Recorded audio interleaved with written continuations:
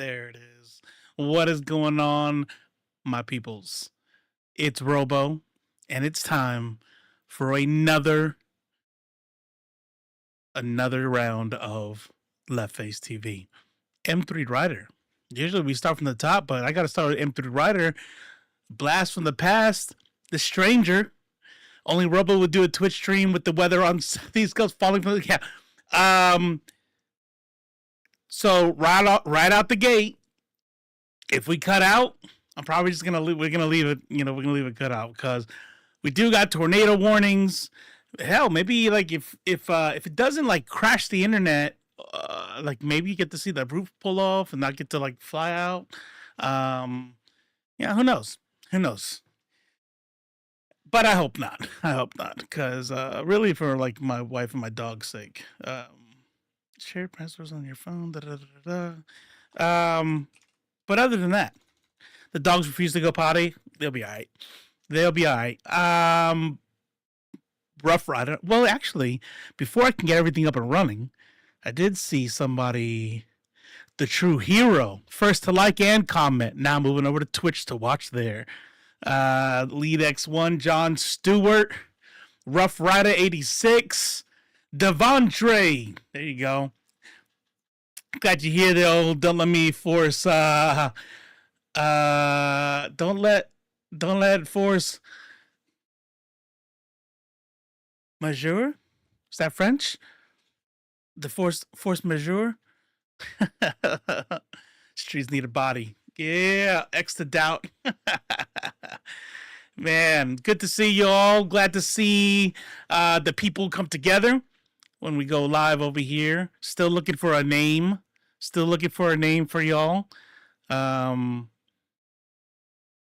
been some good ones, but it's got to be something that sticks. Got to be something that sticks. Hold on, let me get the ticker at the bottom rolling.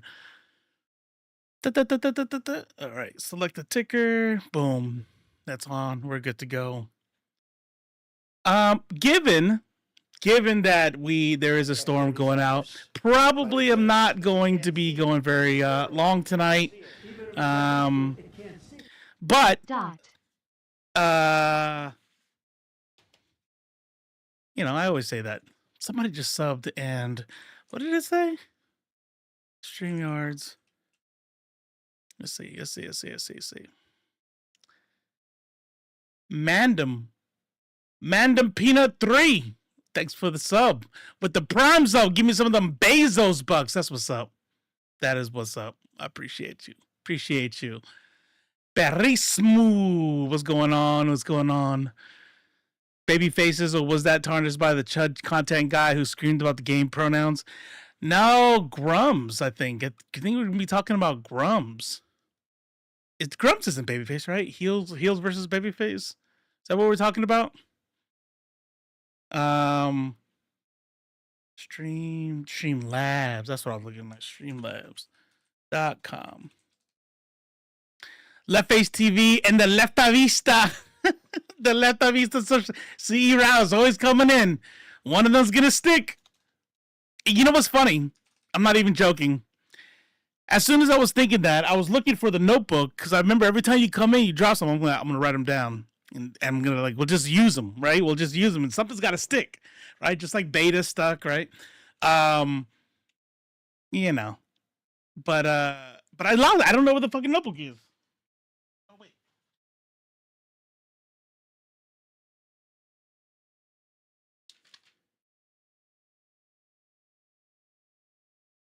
Oh. Was the last thing I wrote was leftovers? Was I pretending to write shit before? Maybe I was pretending. I was like, oh, shit has to go. Hold on. All right. Yeah, I got it. Like that. He didn't have a pen in his hand. What is he doing? Man, so we got a little bit to talk about today. I said I was going to be quick, but then I'm like, why are you lying? We're going to start off with some happy news because I'm going to tell you what. I am, it's funny, believe it or not, I'm a pretty non-violent person. Believe it or not. And I haven't been in many fights in my life. I'm the type of person I'm for de-escalation. I'm pretty good at de-escalating things. I have the benefit of being a larger than average kind of guy, to where there's typically only like two types of people that I'm gonna encounter when it comes to a random fight, and it's gonna be a person who really doesn't want to fight me because maybe they think they'll get beat up or not. Whether that's true or not, it's irrelevant. Or the person who's like confident, that knows they're gonna beat me, I'll fuck this motherfucker up, but they're pretty sure they're not gonna be able to walk away clean. You know what I mean? Like nobody's gonna look at me and be like, I'm gonna knock this dude out in one punch. They're gonna be, man, if I have to fight this dude, I'm pretty sure I'll whoop his ass, but I'm not walking away clean, you know? So I use that to my advantage, and I appeal to what I assume is the inner person that doesn't really want to fight. And that's why I haven't really been in many fights, because I will tell you 100% of the time, I am not wanting to fight. I'm just not, it's not my personality. I'm not that. I mean, I will if I have to, but I don't want to. So I give people the way out. With that said, though, I love seeing people get theirs. And we're gonna watch one of those videos today. You didn't de-escalate me when I was gonna beat the fuck out of those girls. Yeah, I did. I stood in front of them while the old girl was like, I was spitting and shit, and I'm just like, all right, okay. Oh, and then I was trying to call out her boy. Okay, that's different because we were wasted. Okay, that was old me. That was wasted me. You know, there's that dude who does dumb shit, and then there's like regular me that's like, hey, come on. I'll never forget my proudest moment. My proudest moment is in Hawaii. And this is what I mean. Like, I'm definitely not trying to like say like, oh, nobody wants to fight me. No. There's plenty of people who look at me and be like, I'll beat the fuck out that motherfucker. You know what I'm saying? Like, I'm not like that dude. But this is a moment that I was proud. I'm in Hawaii, and I'm at the bar, and as I'm standing there waiting for the bartender to notice me, these other Hawaiian dudes come up, and they kind of like slowly like trying to edge me out. The one dude that was with them, that was doing the main, edging, was like, this motherfucker was like, I don't know, like 18 feet tall. I don't know what the fuck he was. He had me looking like this, that's for sure. So 6'12", 6'52", I don't know. And let me tell you. And I remember going like this. I go, hey, down here. I'm here, bro. And he goes, oh, what you gonna do about it? I'm like, nothing. Dude, have you seen you? Like, you a big motherfucker. Like, but come on, man. Like, you're just gonna move me out of here like I some bitch? And then I look at him and I'm like, bro, we both know you can beat the fuck out of me, but I'm not gonna move from here. And then he starts laughing, and then we're like, I bought him a beer, and then we laughed, and then that was that. Like, it was just like, I like people that like can be, they can be talked off the edge. Bobo would have been the negotiator during the Puerto Rican Revolution while I'm over there sharpening machetes. Machetes! Yeah, for real. I was thinking about that. Ibizo Campos, I actually was watching a little something on him today on YouTube. Something came out, or was it on a reel or something? And I think about that shit. I'm like, man, they lined those motherfuckers up and shot them. Just fucking no trial, just fucking lined them up and killed them. And I'm thinking, like, I want to be that dude. You know what I'm saying? I want to be like, man, fuck that. Freedom. I want to scream freedom as they chop my head off. But I'm thinking, like, maybe it'd be more like, okay, look, everybody just need to calm down. Everybody just can we just take a minute? Wait. Look, I said some stuff. You said some stuff. I don't. Yeah. Hey, who wants to have a beer? Huh, guys? Huh? Come on. Oh shit. I'm not even gangster like that, but sometimes the people online make you act like Debo on Friday. For real. For real. See, my problem with people online is the fact that I don't know who's who, so I'm not going to say this for a fact. But there are, like, I would say 9 times out of 10, just because of my personal life experience, right? I'm talking about people, like other people in the military, drunk dudes in army towns and shit. Like, I'm like, bro, I don't give a fuck. I don't care if you got a cauliflower ear. I don't care if you've been fighting your whole life, jacked as fuck, you know, Bruce Lee. I don't give a fuck. Nobody wants to fight. People, I don't care. No one actually wants to fight. That shit fucking hurts. You don't have any gear. There's no refs. You're not gonna. You punch somebody in the head. Your fucking skulls are hard. By the way, I don't know if people knew this. The skulls are hard, and so when you punch somebody, you could break fingers. You could break your wrists. You could like. Fighting is stupid. Okay. And so when I see people online that talk like all this shit, I'm like, bro, even if you were about that life, which chances are you're not, even if you were about that life, you still wouldn't fight because most people don't want to fight. Fighting fucking sucks. And I think the people like, I don't care, I like fighting, I'll go out there, I'll knock heads. It's because you feel you have to say that, bro. I'm too old. See this, all this right here? I don't give a fuck about if anybody thinks I'm a bitch. Fighting sucks. I will take the I'm not fighting end road every day. And then as I get older, you start thinking about worst case scenarios. And there's that motherfucker who's in oh man, what was it? I think it was a bouncer or somebody where he picked old dude up and slammed him on the ground. I do that shit all the time when we were rolling, like when I was doing grappling. Like, what if I did that? What if, like, old dude tried to pick me up and I picked him up and I just slammed him down to try to, like, you know, stun him a bit, get him off me? Motherfucker died. Died. Can you imagine being that bad motherfucker who's not going to be disrespected? Fuck you. Can you imagine, right? And then dude wants to try you anyway, so you say, fuck it, let's do it. I guess. I don't like fighting, but I'll do it. And the way you threw him or the way you hit him, motherfucker dies. And you sitting there, lights come on, you're on that hard-ass bunk, and on the overhead, they're like, inmates, wake up, breakfast. And you got to go stand by the door when they go, open the things, and you come out, you go to breakfast, and you got to spend the rest of your life like that because one day outside of the club, you said, I ain't no bitch. And the dude fell wrong and died. That's rough. I think about that shit. And I remember my man-eater's 7 years younger than me. So I met her when I was 34. She was 27. And she's much older now. No, I'm just kidding. But she's been like, oh, so like if somebody called me a bitch or something, I'm like, we gotta you gotta give me more info. Is this like a motherfucker across the street? You know, bitch.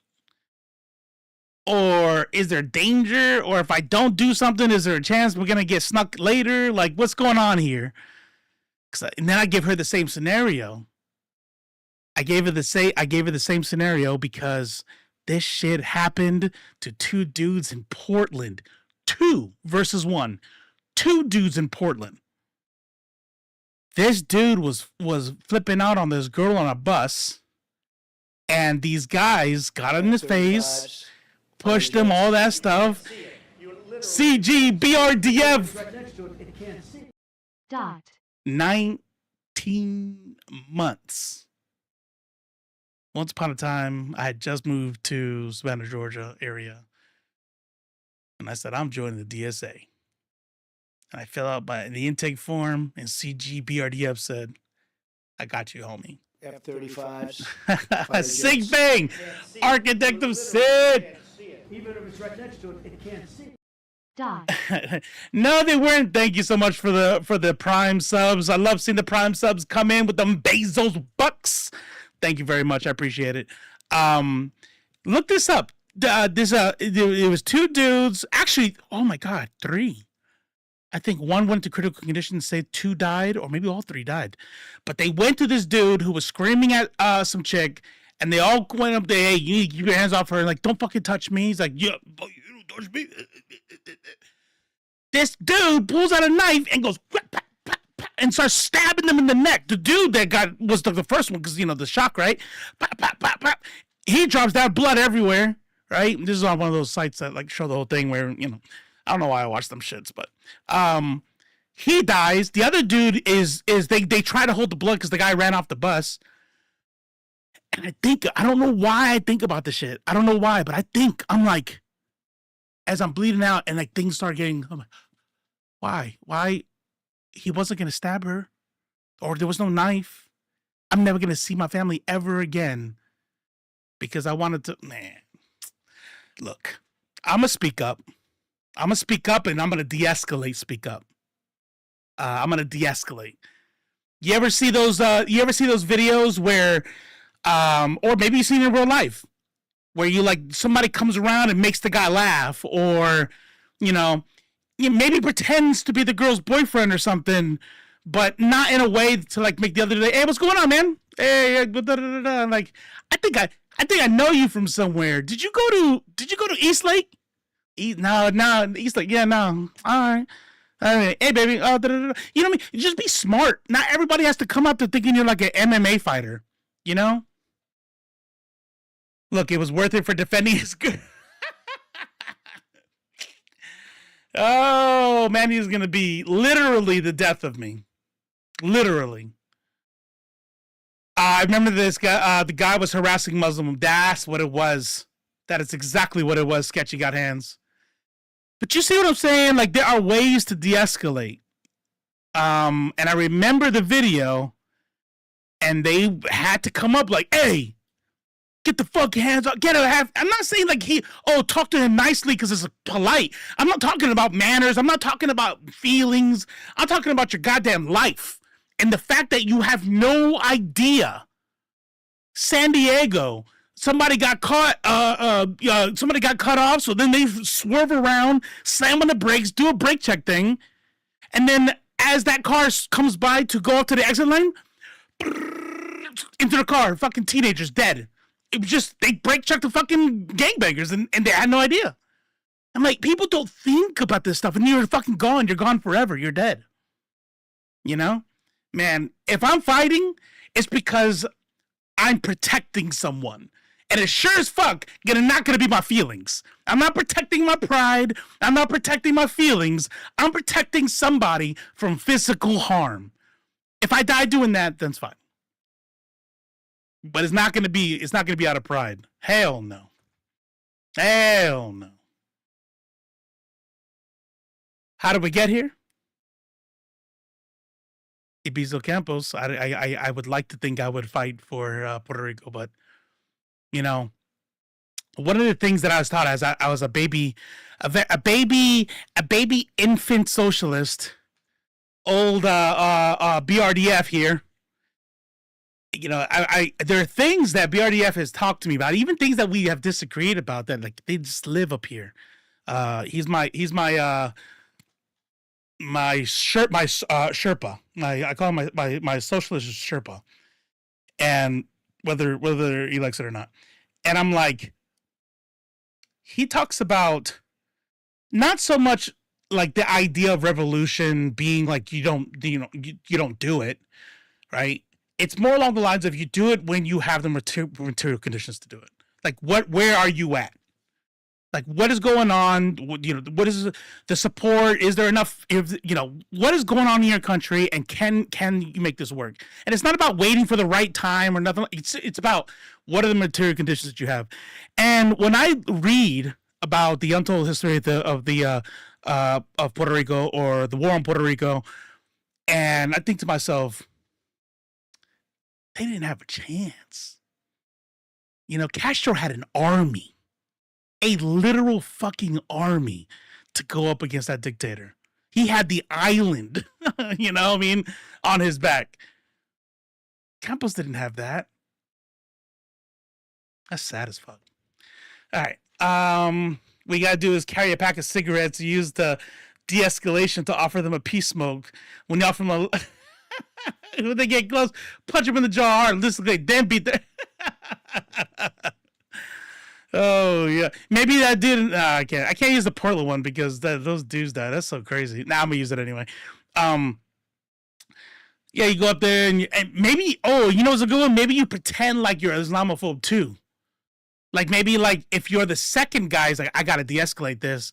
I'm gonna go up with that dude, and I'm gonna start using like I'll even throw in some slurs. You know, this is life or death right here. Okay, we're not. You know, we gotta use slurs. It's like being undercover. Sometimes you gotta do the coke. You gotta do a little crack while you're undercover. All right. So you do some slurs right there, and then that guy's like, "Yeah, brother." They get the fuck out of the country, and then bah. Then I get him. You know what I mean? Like psych. Just reverse done. I don't smoke, so that's not gonna work. All right. My size.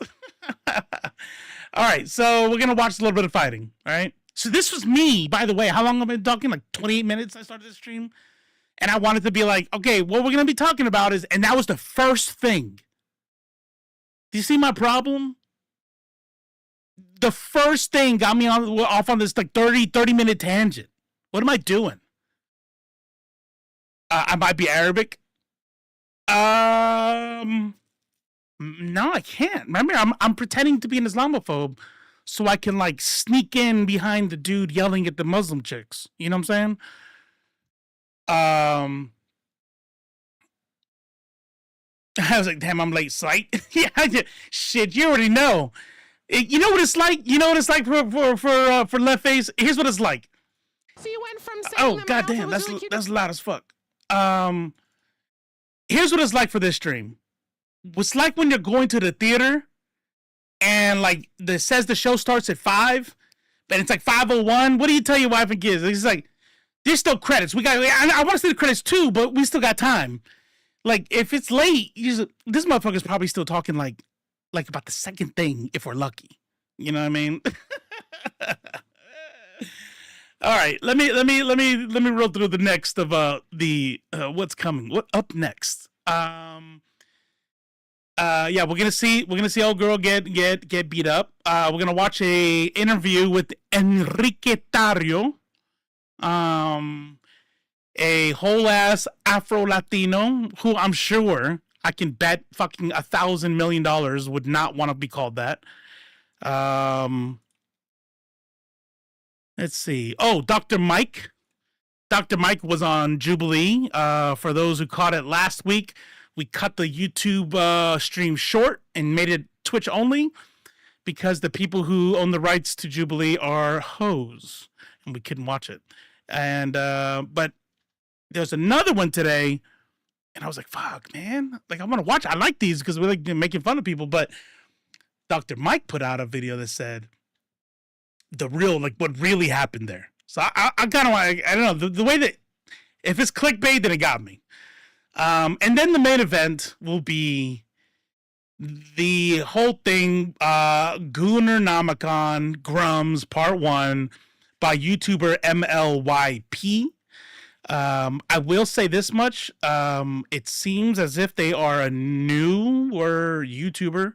So usually I don't really feel bad. I'm like, hey, look, Mr. 1.7 million subs. Yeah, I'm watching your shit. But this dude has like 11,000 subs. So there is the link to the video we'll be watching. I'm sure most of you all have already watched it from what I've gathered. But in case you haven't watched it, please sometime go give it a run through and give it a watch, please. I don't know if anybody read the description, but I just want to let you know that it is not clickbait. I don't know who the fuck Grummz is. You know what I'm saying? So yeah. What's up, Blurred? Like I started talking straight to and I forgot. Like, oh, I didn't give the what's up. Somebody else came in too. It was, I said, oh, first time on the thing. It said first time chatter. Where there's the YouTube one? Oh, that's why it's been covered. Some bitch. Okay. What else are we talking about here? F-35s, fighter jets. You can't see it. You can't see it. You can't see it, literally. Dot. Rapicity, something. Thank you for the follow. Hold on, let me log into this thing real quick.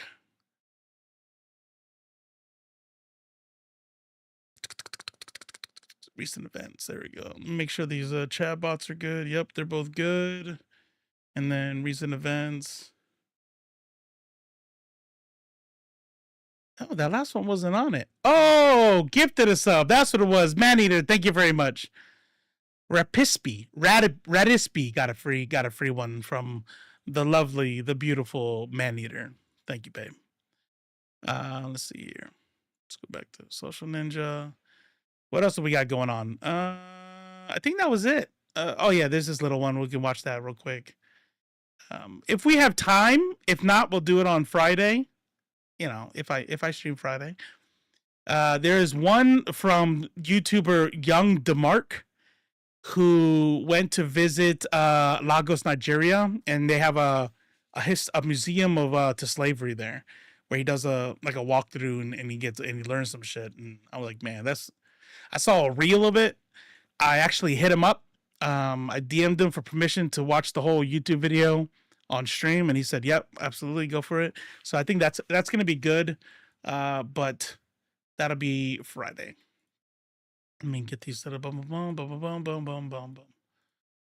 We got some more Friday stuff. The Idiocracy predicted. Marcus Lamont Hill did an interview and a thing on Puerto Rico's 125-year struggle. Yeah. Grummz is essentially middle-aged Ian Miles. Oh, I just realized my M3 Riders here. This right here. I just clicked. It just clicked. This is M3 Riders bread and butter. This is if M3 Rider writes a book, like memoirs or something, these motherfuckers will take up like 6 pages of it. Like at least. Small print, like 10 font. I am gonna show. Manager's like, I have adolescence paused, and you said you were gonna show little girl get beat up. Yeah, we're gonna do that one. The first video is here. Let's do this.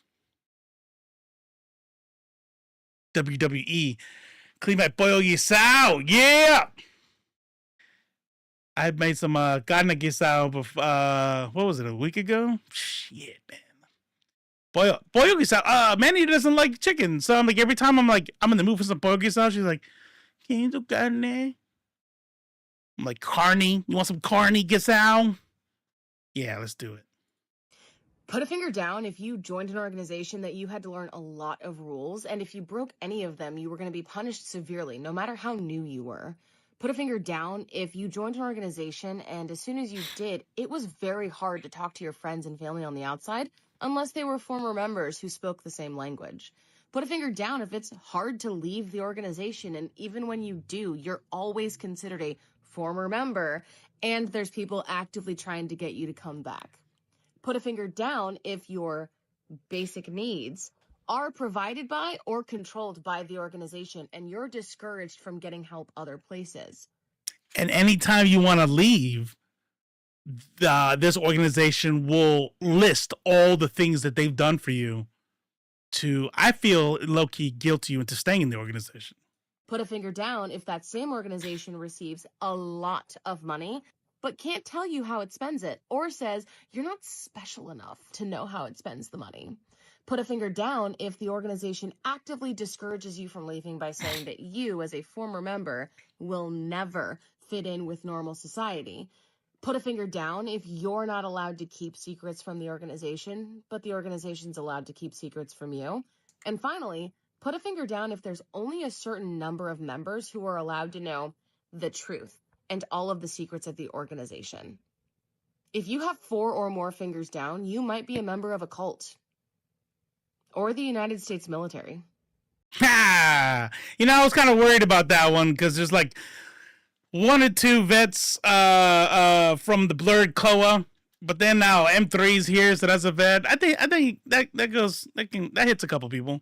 And then we got some dependents too, so I think that works. I like that one. I was like, I knew where it was going long before it got there, but it was good. It was good. All right. Let's see here. What do we want to call this? Oh, I know what I'm gonna do. I know what I want to title this. Hold on. This one had me giggling. Hold on. Hold on. Here we go. Hit it with that. Bing.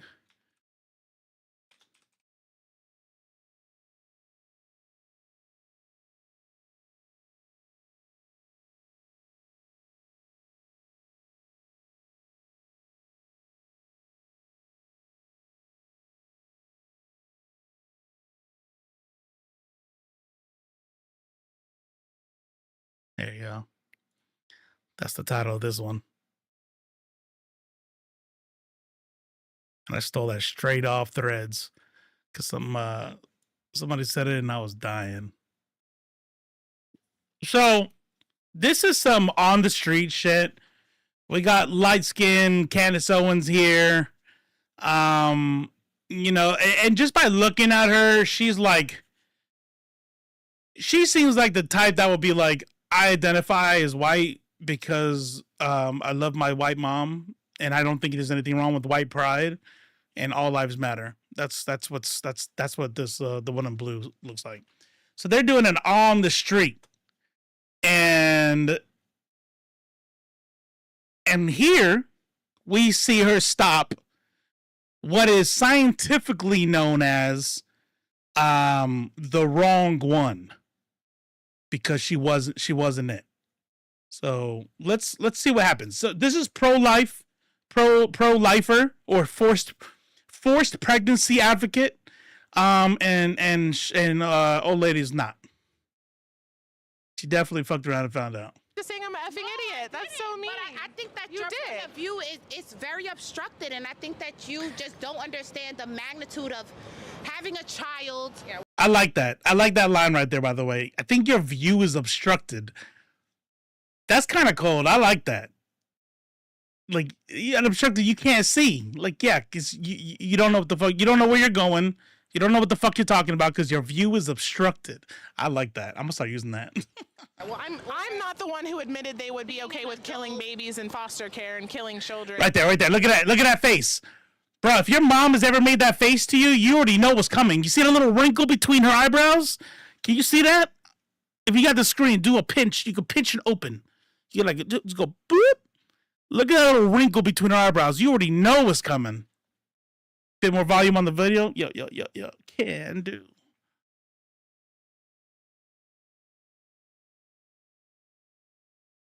And that have been abused. That's not the point. What I'm saying. That's really. You have a channel? Yeah, Got we're her. doing some interviews today. Got her. Oh, I love your skin tone too. Thank you. Such a good vibe. Of course. I'm about to ruin that in 5, 4, 3, 2. So we're asking people's opinion today on Planned Parenthood. Are you familiar with them? Yes. Okay.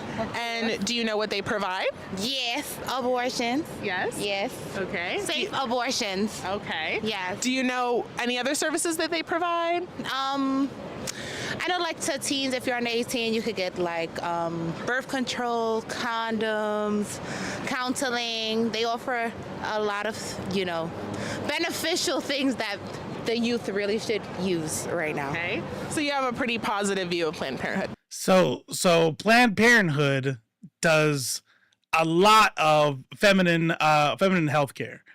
If you have a uterus, Planned Parenthood does a lot. Matter of fact, I think they had put out the as far as like business they do, Like abortions, not that it fucking matters because abortions, I don't see nothing wrong with them, but just as an aside, incidentally, abortions are actually a very small percentage of the kind of healthcare they provide.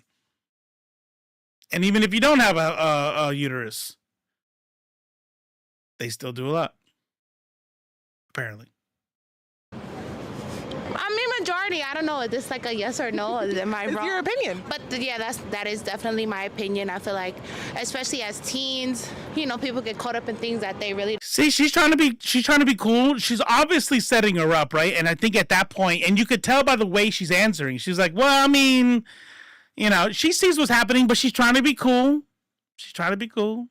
Don't want to commit to for their entire lives. So, if you know you get caught up with the wrong guy, you think you're in love, and then, whoop, now you stuck. Not stuck, but you're stuck with a baby for the rest of, you know, this time, literally the rest of their lives and your life, if you're that kind of mother, because some women just don't have it in them and they abandon them and abuse them and all kind of shit. And it's like, girl, just get rid of it if you know you're gonna do that. Get rid of them. Why not just give them to another family? That's good. No, but exactly, even that, and that's another option that Planned Parenthood offers. So it's like, if you know that you are not. So that's another option. Planned Parenthood, like it's a gym.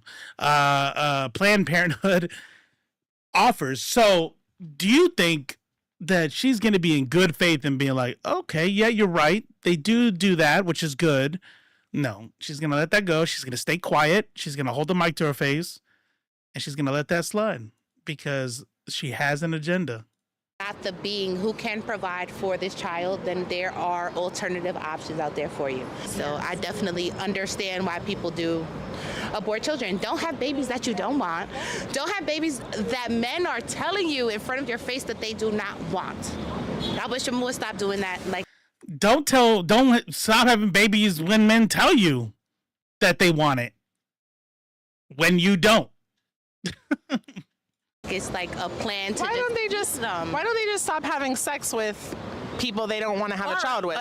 That too. To me, it's always pro-choice, your body, your life, because that baby is gonna be a baby. It's a baby. Yeah, and you're gonna have that baby person. forever. So Yeah. God, dude, like right now, she deserves the fisticuffs.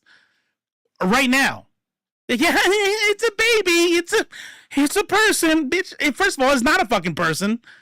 It's a couple cells, and then a fetus, and then that fetus is not able to live outside the body, which makes it a low-key parasitical sort of thingy thing. And if you don't want one, yeah, there you go. Read my mind, parismo. What's going on, Sock now? Look. The most ironclad analogy that I've ever heard for this is the I can't read the world class violinist or pianist or whatever the fuck, right? So basically, and I'm gonna fuck it up, but more or less what it is you go driving, you get into a bad car accident with somebody. When you wake up, there is this person who's very important. I think in the analogy is like a world class musician or some shit. And in the accident, their kidneys were fucked. So he's hooked up to you, using your organs to keep him alive. And you gotta be like that for about a year. And then you go, what do you mean? Like, I don't have a choice? And then they're like, nah, you don't. I mean, if you take these out, then he's gonna die, and you don't have that. You know, it's like, no, you knew that being on that road, there was a chance that you were gonna get into an accident and maybe harm somebody. So we figured, since that you were pro-life and all, that you would be okay with us hooking your organs up to this other person to make sure they don't die. So you two are just going to stay hooked up for a year, and then, you know, et cetera, et cetera, et cetera. And I'm like, that's good. As a matter of fact, I would say ethically, you're you're probably more obligated to keep that pianist attached to you, because that is a person, you know. And nobody would say that you are obligated to keep that other person attached to you for a year until they recover. Nobody. So clearly that interviewer has 9 kids, or her love life is as dry as her hair. Yeah. Let me tell you something about these people. There is a, well, I'm going to say a 100% chance one of the two has happened. Either, well, assuming that she has a sex life. She's had a scare before where she's panicked and was so thankful that she wasn't pregnant, or she's had an abortion.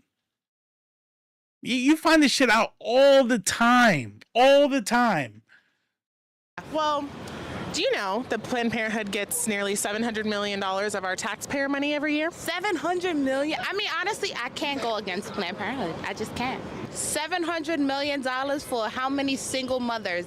Of our money. But they're not giving it to single mothers, though. Yeah. I mean, if we're going to just, single out where it is that our tax dollars go, then... Damn, that's deep, Devontre. My mother abandoned me, y'all, so I imagine the life she wasn't afforded or the mistake that could have happened if she didn't abandon me at the doorstep of family members. Damn, that's rough. Yeah, I definitely, sometimes when you have the conversation about abortion, there is always that kind of like, we take out the humanity of it. You know what I mean? How many people who give birth are traumatized by the fact that they've decided to have an abortion, or things like it is personal, but that's why our legislation should be nowhere near that shit. I'm a gay 26-year-old and I'm still living with my parents. I still don't have a way to live on my own. All the options have been taken away from me. My parents are pastors and they hate the idea of me having I'm sorry. God damn, that's rough. I mean, is this like a situation you just don't talk about? Like, my parents are MAGA, they didn't vote this year. So that was a good sign. They didn't vote. So I don't know if that was out of laziness or because they're being disillusioned. I don't want to ask and be disappointed, but I was just, anyways, we just don't talk politics because I still want to love my parents, right? I'm like, you know what? We're not going to talk politics. How about that? Do you just have to not talk about you being gay? How does that work? I'm sorry you're in that situation. The police, respectfully. So it's really interesting because since 2010, prenatal care has been down for 80% since 2010 at Planned Parenthood. Adoption referrals.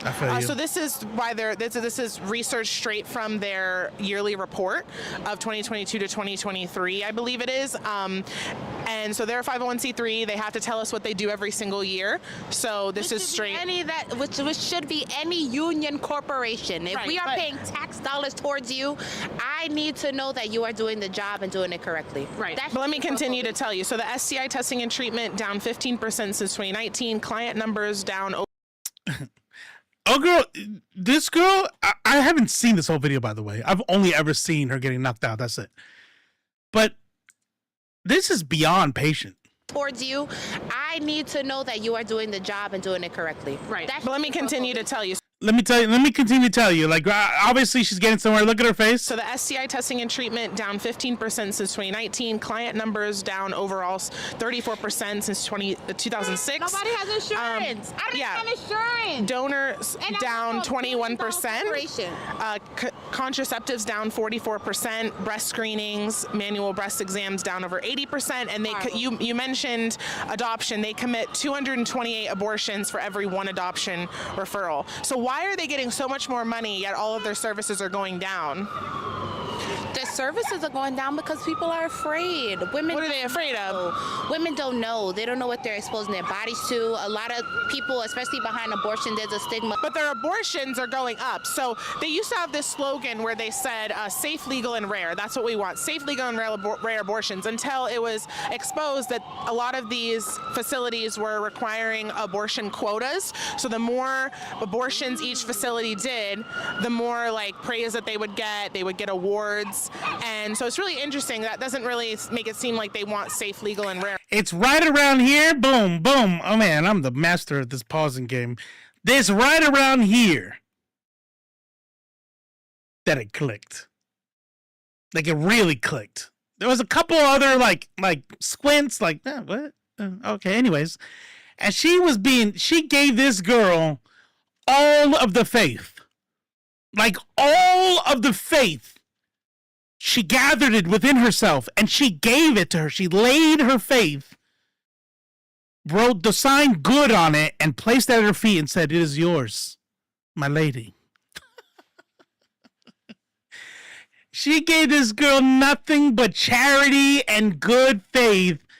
And this fucking light-skinned Candace Owens is like, knew what was happening and allowed her to be led like that into this logical trap, or what she thinks is a logical trap really is a trap for her.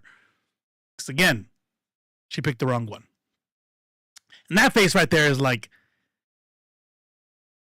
this bitch, this bitch. Oh man, give me back my charity. Abortions. How many people can you think, or are you gonna assume, would literally abandon their children with no repercussions from the state? No, it's called safe haven baby boxes. We're at a fire station or hospital. You can leave your baby and the mother doesn't have to do anything with it. But that's better. Except you have to have the baby first. What is up here? I was going to go back to it and then I forgot, but now I remembered again. Man-eater. This woman, healthy as fuck, just died of giving birth. Like the sac opened inside of her and it was instant death because he created something so sad. Giving birth is dangerous. Even if I was on board with giving my child away, giving birth is too much of a risk. Like I'm telling you, like I think people just have this. And you know why? You know why people like this, the girl in the blue, why they struggle with this? It's because of their religion, right? The way they practice their religion. It's because they believe that everything that happens because in accordance with God. So they don't look at birth as something dangerous, right? Like if Man-Eater got pregnant, well, we'd be getting a divorce because I've had a vasectomy. But if she got pregnant, we would be worried. We would be like, okay, all right, so, relax, this is that. When it comes out, it's like going into surgery. There was a dude in my squadron where everybody in their duty day was told to stop what they were doing, head down to the hospital, Triple Army Medical Center in Hawaii, and the entire unit went down to Tripler and gave blood because his wife wouldn't stop bleeding, and she was hemorrhaging inside. And the blood bank was low, and she had already taken a bunch of extra blood, and they were just pumping blood into her to keep her alive. And she was healthy, and she wasn't high risk. And she ended up surviving. They wanted everybody to give blood because they wouldn't worry about like type or anything. Like, we'll figure out the type, we'll figure out what can go in her, what can't. But everybody just come give blood, and then we'll do the rest. And I'm like, yeah, just have the baby. You can put it into like a little chute. You can just place it in the little chute at the virus if you survive. Better than killing her baby through abortion, right? No, ma'am. It's not better to give your baby up to a family who wants them instead of killing them? No, ma'am. I have seen so many stories and countless, literally, like countless stories. What happens in an abortion? They literally suck the life out of you. They're going to take the whole baby out. And as they should, because I shouldn't be a taxpayer paying child support and food stamps and wick. Oh no, don't worry about that. Don't worry about that. No. You don't have to worry about that because this bitch doesn't care about any of that shit either. It's a win-win. It's a win-win. No baby dies, and we don't have to feed them. We don't have to feed them. Matter of fact, the dude I vote for, I better see his ass on the fucking floor fighting back against all that free fucking handouts, like, I don't know, free school lunches and shit. I don't know who the fuck they think I am.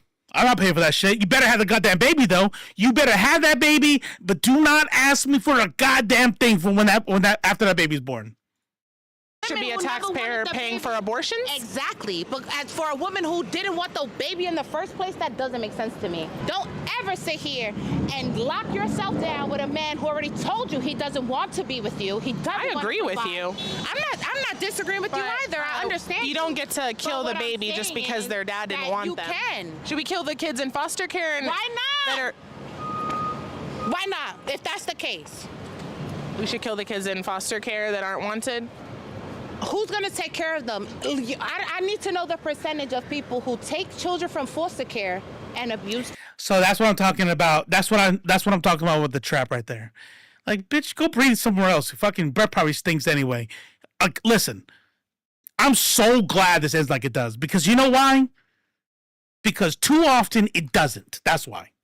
Too often you see shit like this and you're watching this shit and it builds up in your chest. And nothing happens because most people don't do that, right? Just most people don't. And let me tell you something. I hope there's a GoFundMe. If she got arrested, I hope there's a GoFundMe. Like, I need another shirt. I need another little transparent little square. We got, let's see, what do we got here? We got human Donald Trump down here. We got human Donald Trump. We got the St. Luigi. I'll put another one for her. Because let me tell you something. This shit right here, let me tell you what she did. She didn't say, yeah, fuck it, kill them, right? Kill the kids in foster care too. Okay? What she was saying was, kill them, meaning the fetus, even if it means like, oh, they could have gone to foster care. And then you're frustrated, you're getting angry, and then you're like, yeah, sure. And like, so you want to kill kids in foster care? And that breath was like, bitch, you know what the fuck I meant. Them and molest them, who makes them like personal slaves. Yes. You should just kill them. Statistics before you come to me talking about pro-life. We should kill the victims of molestation. I think, what does this have to do with molestation? Yeah, exactly. Boom, boom, boom, boom, boom, boom. So see, that's how you know. That's the disconnect right there. What is this? What do you? No, dumbass. It's not about killing the victims of molestation. It's about getting an abortion when they're in the fetus, so you don't have to put them through the system that is fucked, where they gotta be put to abusive foster parents, or live in the fucking system, or live with fucking parents who won't abandon them, but now have to fucking live their whole life taking care of them until they're 90 fucking years old. But she twists it. She realizes she went somewhere else, and then she wants to be like, oh, you want to kill victims of molestation? Like, bitch, what are you talking about? You just mentioned people molesting children. We should kill the kids in foster care is what you said. What I'm saying is in general, overall. If I don't want to have a baby, I should have the choice to. Just don't have sex then. Just don't have sex. That's not even logical. It is. It is. Who are you, Nancy? I sound dumb. You sound dumb as okay. It does, because even as laughing in her face. Let me tell you all something. Maneater could attest. There are a few things that'll get me more mad than when I'm angry. If I'm already frustrated and you laugh in my face, that is like we're going to go ahead and call it a trigger right now. Cause I cannot handle that. So that right there already knows she's breaking. She just doesn't know what's coming. teens, people explore. And it's like, as funny as you want to be, people should still have the choice. So you went from saying that my outfit was really cute to saying I'm an effing idiot. That's so mean. But I think that your point of view is very obstructed, and I think that you just don't understand the magnitude of having a child. Yeah, well, I'm not the one who admitted they would be okay with killing babies in foster care. So there she is. And you notice the wrinkle got even bigger. That wrinkle got even bigger. She just doesn't know. She doesn't know. But she's misrepresenting what she meant. And here we go. Here we go. And killing children that have been abused. That's not the point. What I'm saying. That's really... Bitch ass! Fucking... What's wrong with you? Get her! You have a... She said, suck my dick. Oh my god. Oh, good. I'm glad they did all of it. I don't give a fuck. I don't care. Cancel me. I'm glad she got knocked out. I think more people should get knocked out. I am pleased to hear the tears in her voice. I'm happy from them. And I don't give a fuck what that makes me look like or whatever. More people need to do that.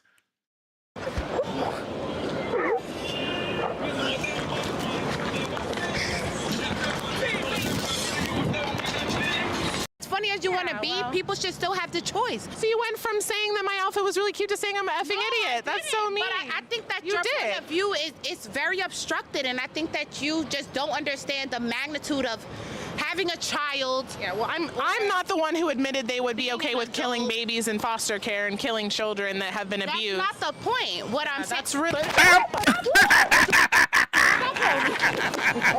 What's wrong with you? Yeah! You have a... Oh my god.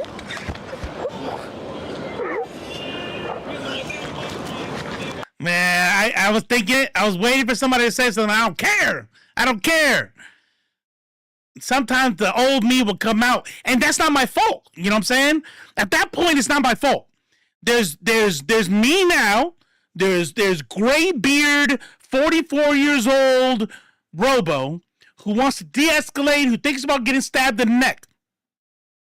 And that old me, he's pushed down. He's pushed way down. He still has a hangover to this day. To this day, he has a hangover. If you are pulling that motherfucker out, and I'm trying to go, I'm chucking the deuces, I'm like, hey, I'm gonna go ahead and I'm just gonna leave now. I'm gonna leave, and you're reaching down. You're like you threw a rope down to old Robo. You threw a fucking ladder down. You fucking you did one of those extraction things. You called in a helicopter, an extraction device down there. You pulled him out. Now you gotta deal with him. You know what I'm saying? Like I'm just saying. I'm so happy to see this shit.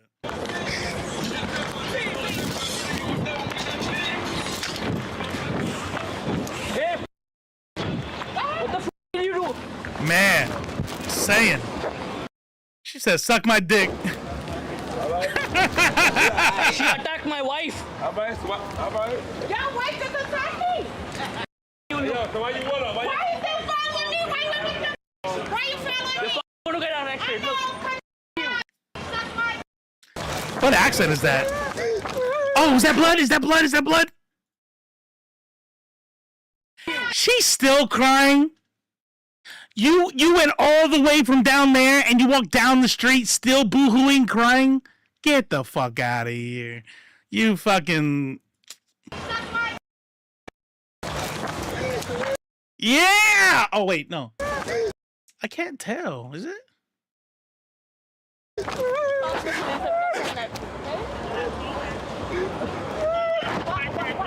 Don't worry.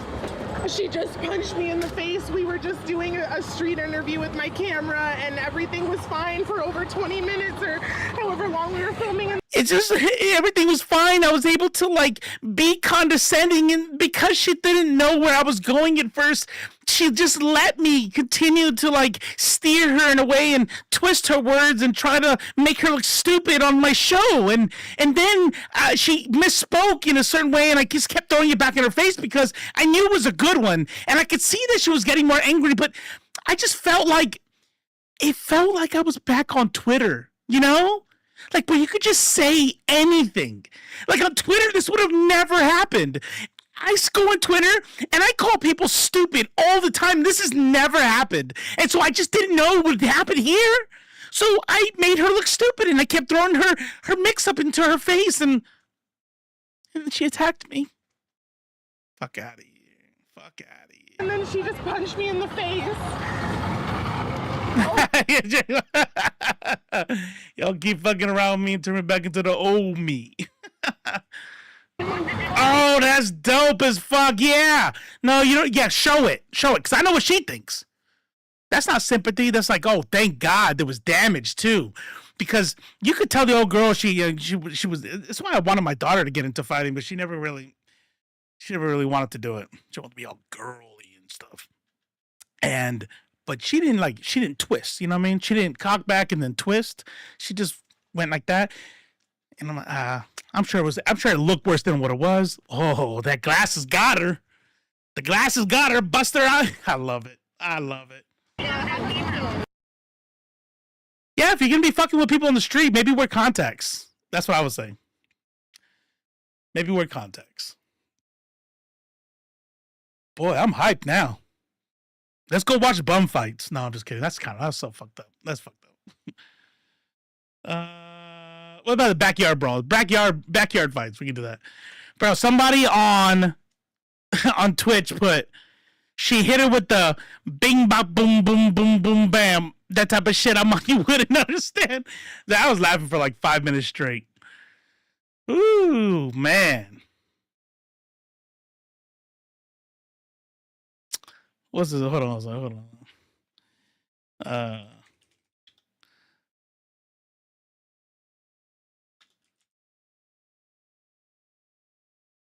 Yeah, that's what it is. I forgot the name for a second.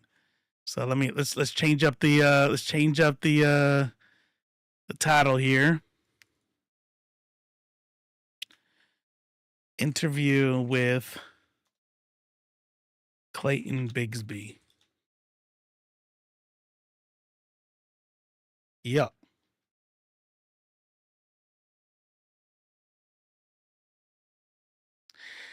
This reminds me of that tiger attack Siegfried and Roy. Thank you. I mean, she did it to herself, really. Like, she tried to leave. Who said it? So somebody out there said it. Like, she tried to leave. All right, so 60 Minutes Australia. I don't know why Australia and not America, but Australia said, let's go and grab this dude and let's do a whole ass interview with him. And apparently this is like his first like major interview since he's been pardoned by our tangerine in chief, Vice President Trump. Or co-president? Is he vice president or co-president with Elon Musk? I don't know. I don't know the rules. This is new. Is there tariffs on this interview? Maybe. Coming up, what does it mean to be a Proud Boy? We're the villains for the left. We're the heroes of the right. Jailed for 22 years for trying to destroy democracy. We won. But thanks to Donald Trump, Full pardon. Enrique Tarrio is free. Now he and his menacing Proud Boys They made my family suffer. are set to settle old scores. And the people who made them suffer will pay. That's next on 60 Minutes. It can't be understated just how momentous January the 6th, 2021 was for American democracy. 2 months earlier, Donald Trump had lost, but claimed he won the 2020 presidential election. The lie became Trump's mantra. That's actually a good point. Yeah, we live in a new world now. And 60 Minutes are in there having like their like international conference, and they're like, hey, how's everybody doing? Thank you for coming to our annual conference. We have some opportunities that we're gonna share. We're gonna share these around. Enrique Tarrio, we got an interview with him. Shirley, you want to take this one? Mate, yeah, but what else? Shouldn't you do it up there? I don't think we can do that. I don't think we could do that. Yeah, it's got to be you, Australia. You're the only one who can get away with this right now. Sad face. As well as the catalyst for the storming of the US Capitol building. One of the instigators of the violence that day in January was Enrique Tarrio, the leader of the far-right neo-fascist group, the Proud Boys. He ended up being jailed for 22 years for seditious conspiracy. 1,500 others were also sent to prison. But remarkably, now they're all free, beneficiaries of Trump presidential pardons. And armed with their get-out-of-jail cards, Tarrio and his Proud Boys are not only empowered, they say they're invincible. And a warning, this story contains coarse language. Coming from the country that says cunt every other sentence. And warning, this bloody cunt is going to be cursing a lot. Sorry if there's children in the room. Here, come on, here. Right here. Walk up like this, let's go. It's a surreal and, for many, a deeply unsettling sight. All right, here we go. Are we going this way? Can we go through there? The ringleaders of the January 6, 2021 insurrection, back in Washington, D.C., returning to the scene of the crime. The last time these men marched on the US Capitol building, it was in anger. That is exactly it. That is exactly it. I'm going to start looking for that more. Like, known men's group and drinking club, Proud Boys. Reach the line. We need backup. An unbelievable assault on democracy that... Look at all that peace. Look at all that peace. Look at all the this right here. I don't know if you guys think you're looking at violence, but you're not. If you think this is violence, then you're sheep. And you're just seeing what you're being told to see. This is peace. Landed them lengthy sentences behind bars. Leading the pack on their return is Enrique Tarrio, boss of the far-right Proud Boys. Back in the driving seat. Is my microphone good? And bristling with defiance. Do you still maintain, in the face of all the evidence that was tendered to the courts, your conviction that you did nothing wrong? I can't regret something that I didn't do. And that day, I did not attempt to overthrow the U.S. government. We did what the cops won't do and cleaned up the fucking streets! Tonight, the resurgence of Enrique Tarrio and his Proud Boys. What they did to me and my Look brother... at the fucking cosplaying bitch asses with the fucking, what are those called? Airsoft helmets. I hate seeing that shit so much. Because let me tell y'all something. I fucking hated wearing that armor. And these motherfuckers want to wear, like, no plates. Fucking skateboarding helmets. Theirs was wrong. The ugly new reality for a nation on edge. They're emboldened, empowered, and hungry for revenge. They made my family suffer for 3 years. And the people who made them suffer will pay. No, they won't.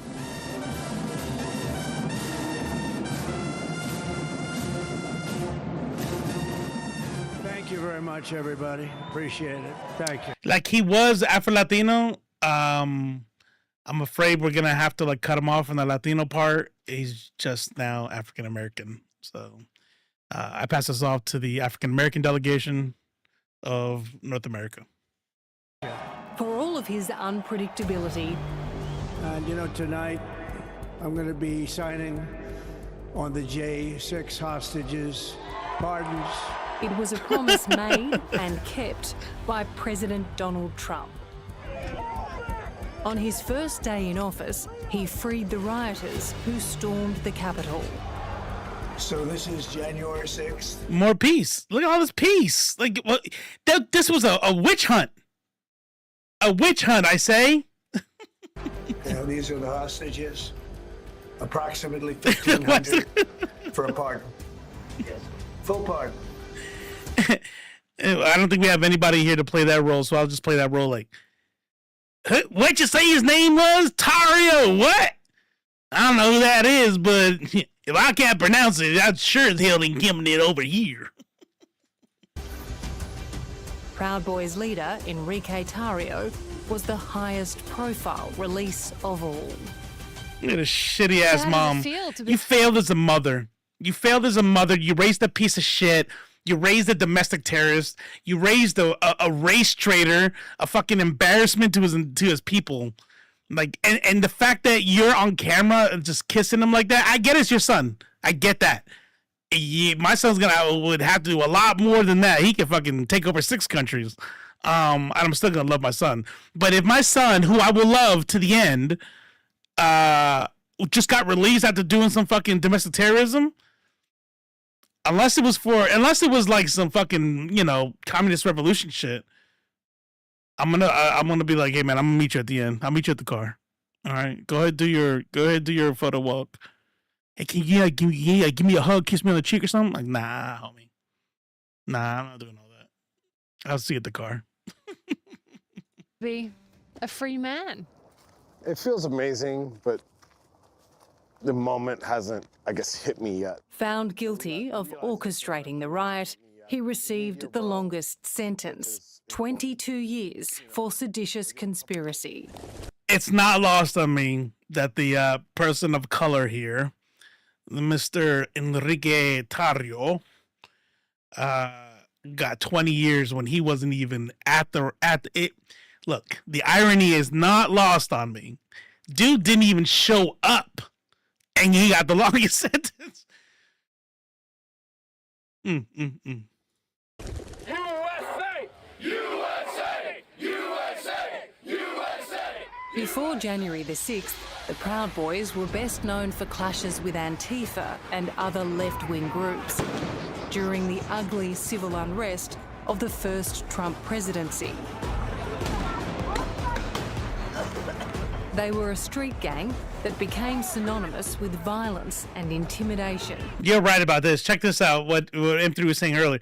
They became a street gang. Like man, Australia is not pulling any punches. They were a white supremacist organization who became a street gang and operated off violence. Like I am not gonna mince words. Sue me, bitch. You know. To achieve their political aims. I am a proud boy. I'm a proud boy. I don't remember. I don't know. What does it mean to be a Proud Boy? People think that we're a political group. We're not. Nah. We're a drinking club first, and we're a fraternity first, and we're a brotherhood first before anything to do with politics. As a matter of fact, with us, the goal is just to make better men, better brothers, better sons, better fathers, better neighbors, better husbands. Extremists, neo-fascists, racists, misogynists, violent thugs. This is how you're perceived in many parts of society. We're the villains for the left, and we're the heroes of the right, and I think both of them are wrong. So when they call us neo-fascists, when they call us white supremacists, when they call us, you know, all... He couldn't even live up to his Spaniard heritage. Like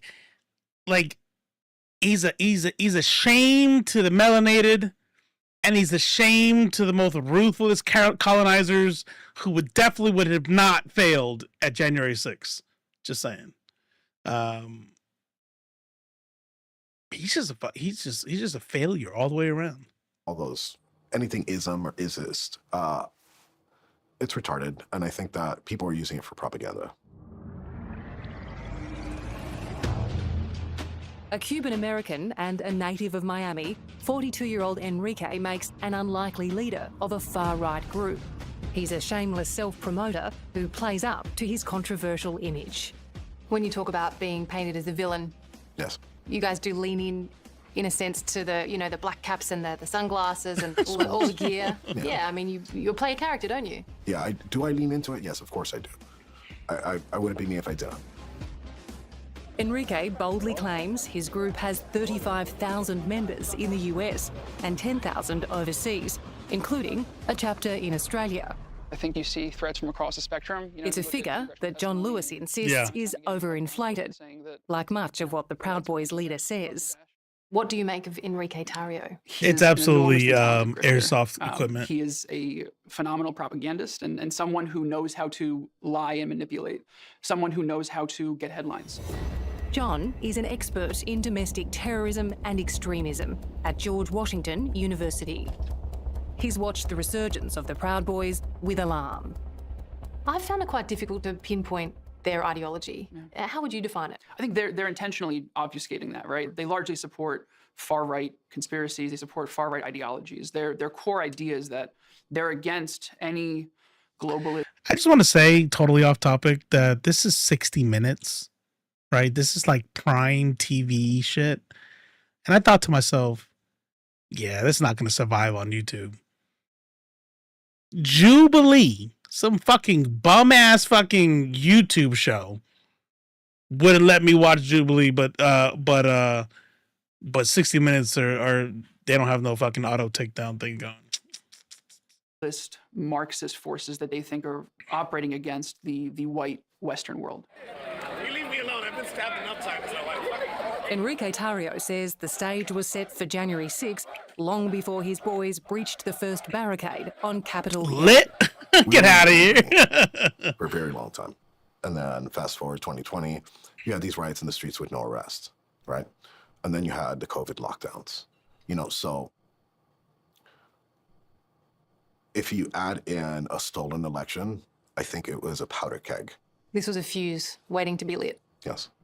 We're moving on to the next. For the Proud Boys, their call to arms came in September 2020, when Donald Trump mentioned them by name in the first presidential debate with Joe Biden. Proud Boys, stand back and stand by. Stand back and stand by. What impact did that have on? What impact did that have? Let's see.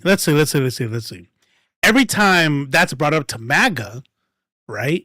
If MAGA, like people on the internet, the other people, if you talk to like these people who try to like normalize Donald Trump, that's not what he meant. He was telling them to go home, stand back, stand by, and wait for the elections, right? So Enrique Tarrio here, he is definitely going to say that because he's MAGA, right? On your group. When he said that, it changed my life like this. That moment, it changed everything. 4 months later, the Proud Boys went into battle. Yeah, just for awareness, be advised, there's probably about 300 Proud Boys. They're marching eastbound towards the United States Capitol. Convinced the presidential election was stolen, they spearheaded the breach of the Capitol building.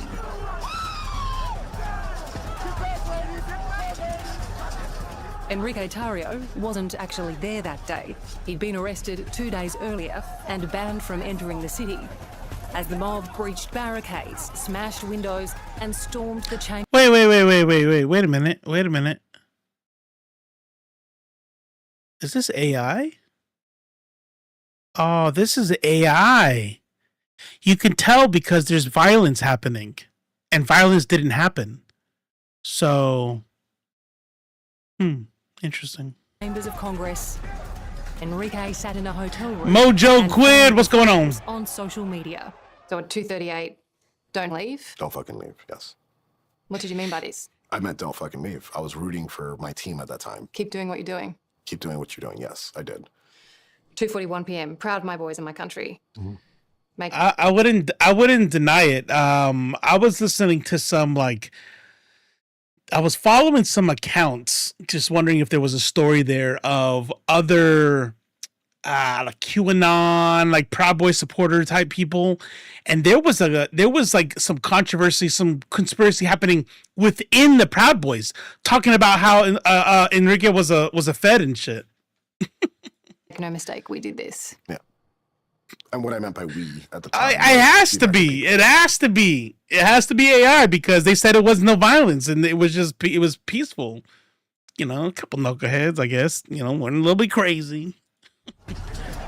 Despite his conviction, he still denies plotting the insurrection and insists he had no role in what his Proud Boys did that day. mean, he is absolutely determined that he had no responsibility for January 6th because he wasn't there on the day. I mean, you're not wrong. Yeah, look, narcissists are very good liars. I mean, the evidence at his trial was very open and shut, that the Proud Boys, led by Enrique Tarrio, conspired to attack the Capitol on January 6th to prevent the peaceful transfer of presidential power.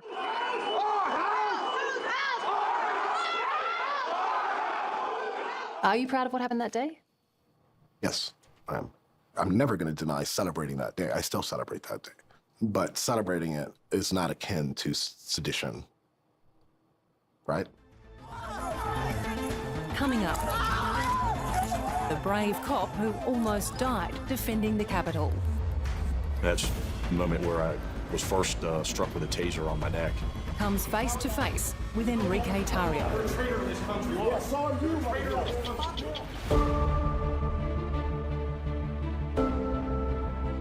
Former DC police officer Michael Fanone was nearly killed by the mob. Domestic terrorist and pig very angry at each other. Up next. Descended on Washington, D.C. on January the 6th, 2021. He's become one of the most outspoken critics of Donald Trump and those who stormed the Capitol in his name, making him a sworn enemy of Enrique Tarrio's Proud Boys. I think they're a domestic terrorist organization. How dangerous are they? I mean, when put together in numbers, I think they're incredibly dangerous. Enrique Tarrio tells us the Proud Boys are a men's drinking club. You know, they just want to make better men, stronger men. That's the dumbest shit I've ever heard. They are violent criminals, and they should be in prison. Unfortunately, many of them were released by Donald Trump's pardons.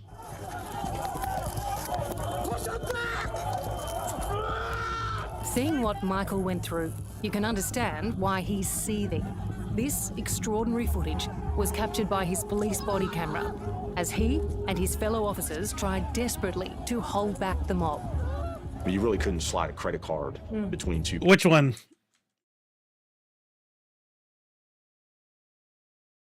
This right here?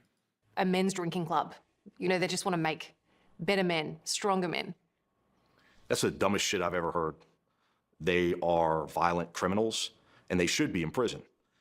Unfortunately, many of them were released by Donald Trump's pardons.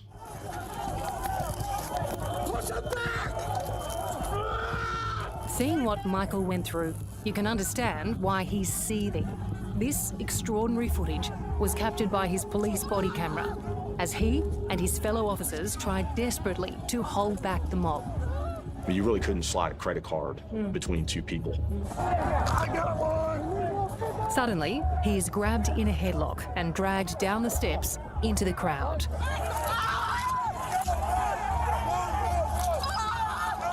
Where he is beaten and repeatedly tasered into unconsciousness. Really, the last, independent recollection I have is yelling out that I had kids. After that, it just kind of becomes a blur.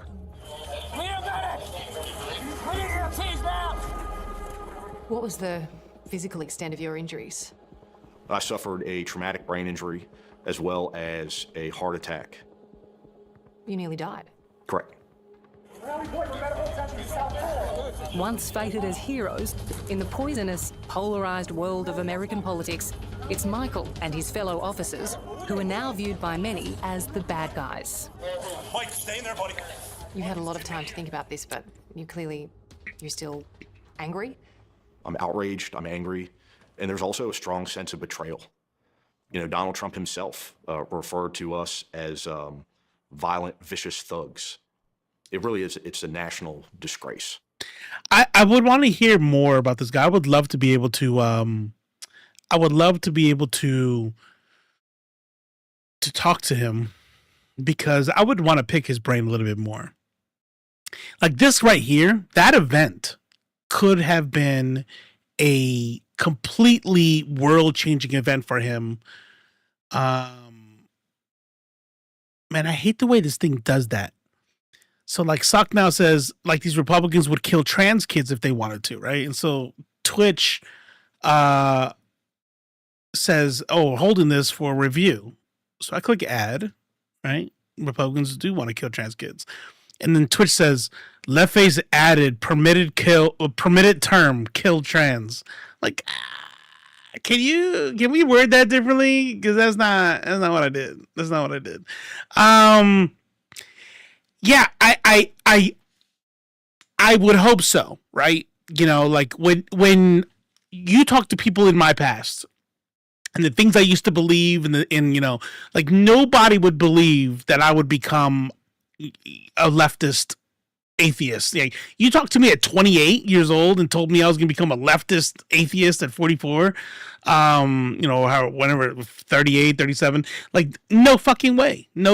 But many things happened and was able to, you know, that shit was able to fall away. Like, I want to know if he's just anti-Trump now, like fuck MAGA, or does he understand that the system is what failed? Like, not just like, oh, just MAGA. You know what I mean? I don't know. I'd want to hear more from him.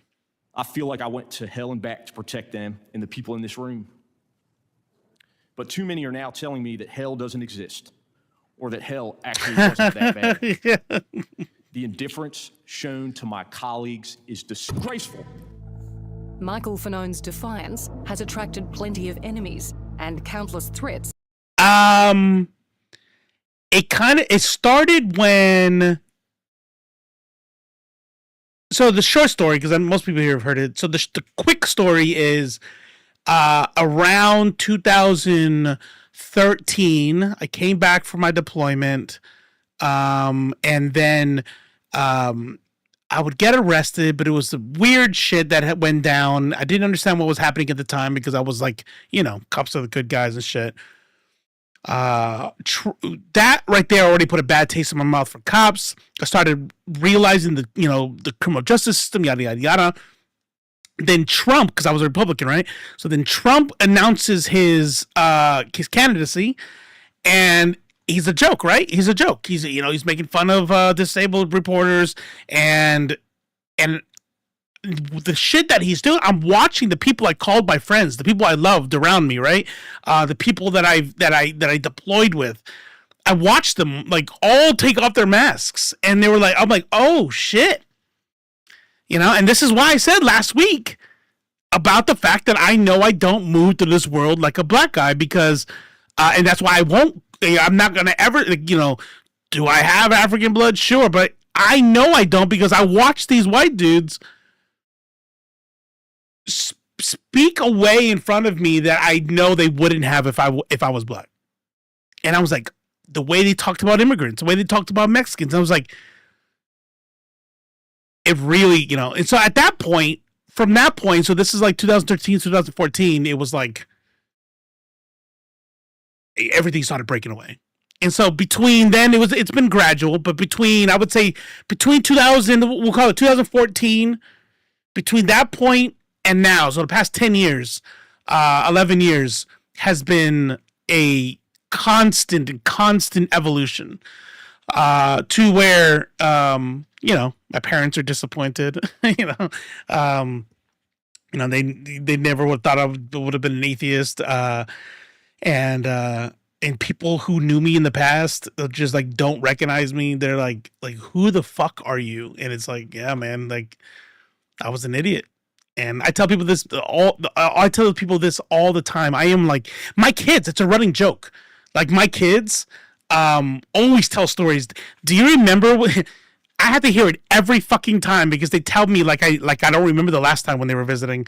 They go, "Do you remember when you got mad because I went to the movies with aunt blah blah blah and because she was gay and had a wife?" I'm like, yeah, I remember that. That was like fucking 20 years ago. Can you like leave me alone? So yeah, it was bad. It was bad. I think he's a moderate liberal from this. Okay. All right. Not great, but not MAGA, not domestic terrorists, at least. I imagine everything that's happened since January 6th understands the broken system. Maybe you can hope. Cognitive dissonance is rough. Is rough. Now those people have been freed. He has to see the brokenness. Has to. Violet Tree, 69. You're not, what's that? You live in Spain, do you? I'm trying to remember. I'm sorry, I suck at names. Mojo Quid. I know you're in the Discord. I saw you in the Discord. I'm just trying to remember if you were from Spain. That's right. There you are. I remembered.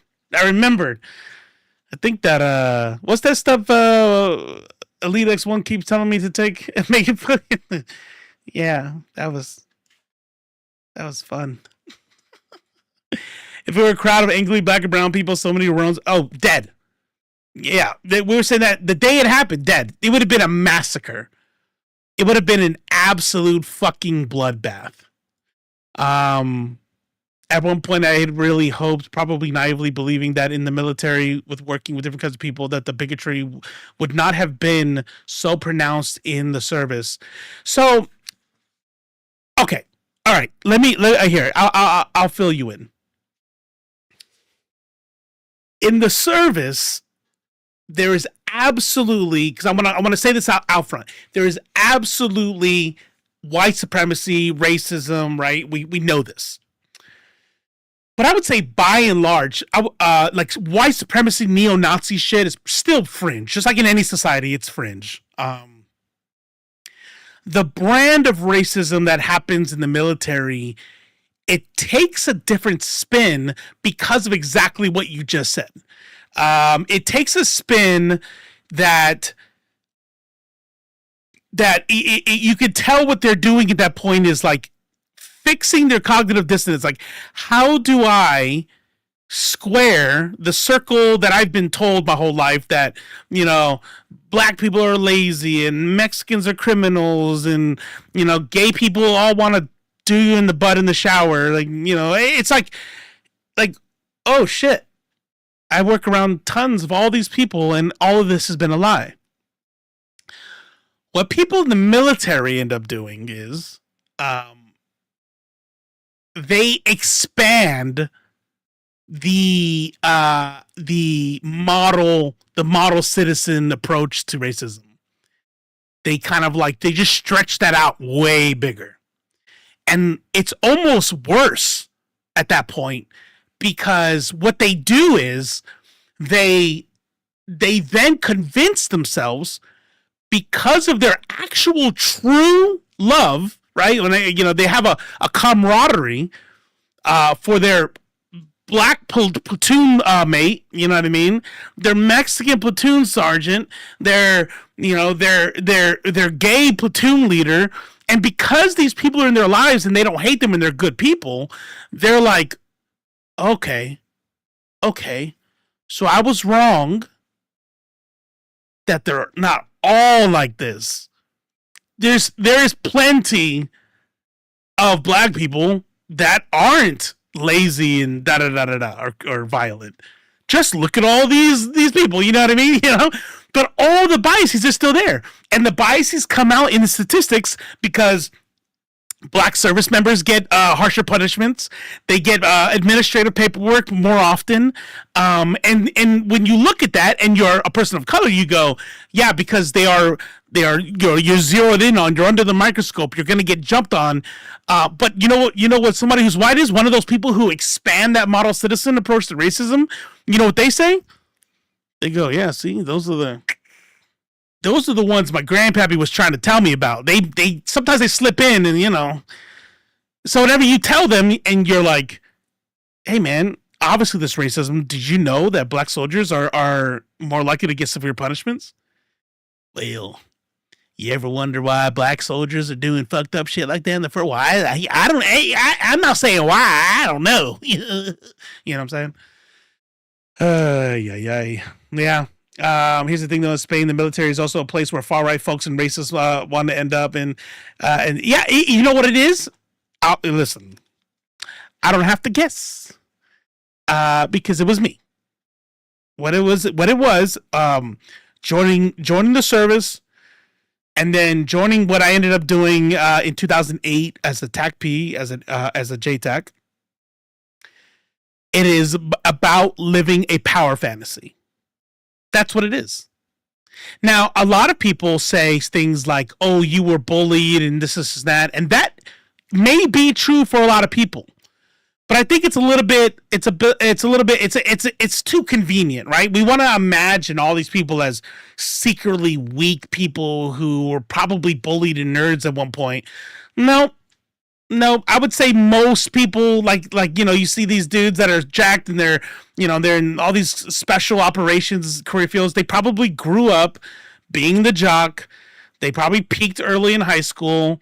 They were probably stupid and they didn't make it through college. And so now what do? You've been the popular one your whole life, but now you don't have a future. So you join the military and you go do some shit like that. You know what I mean?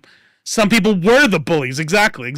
And so really what the military does for you is it gives you that hyper masculine power fantasy, and it allows you to do it in real life. Like, I am that badass. I'm not just buff. I've actually killed people. You know what I mean? And you're so fucked in the head. Like that whole idea is so fucked that. But guess what? It's wrapped in. It's wrapped in. Thank you for your service. It's wrapped in yellow ribbons tied around trees and ceremonies and fighting for your country, fighting for, truth and freedom, right? That's what this is. I'm going to sell you a power fantasy, a violent, hyper-masculine power fantasy. I'm going to wrap it up in honor and patriotism, and you're going to take it.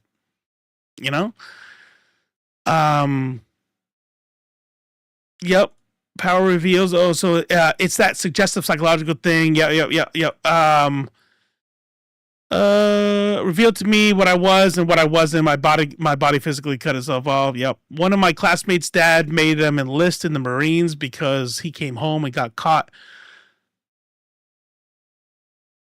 What? Is that a real story? Hold on. What? That's a real story? One of his classmates' dad made him enlist in the Marines because he came home and caught homie railing his stepmom.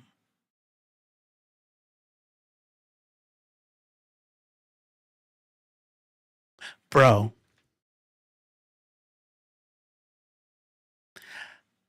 I got done telling my son, I was trying to explain to him like unconditional love, right? And I said, because we're talking about dogs.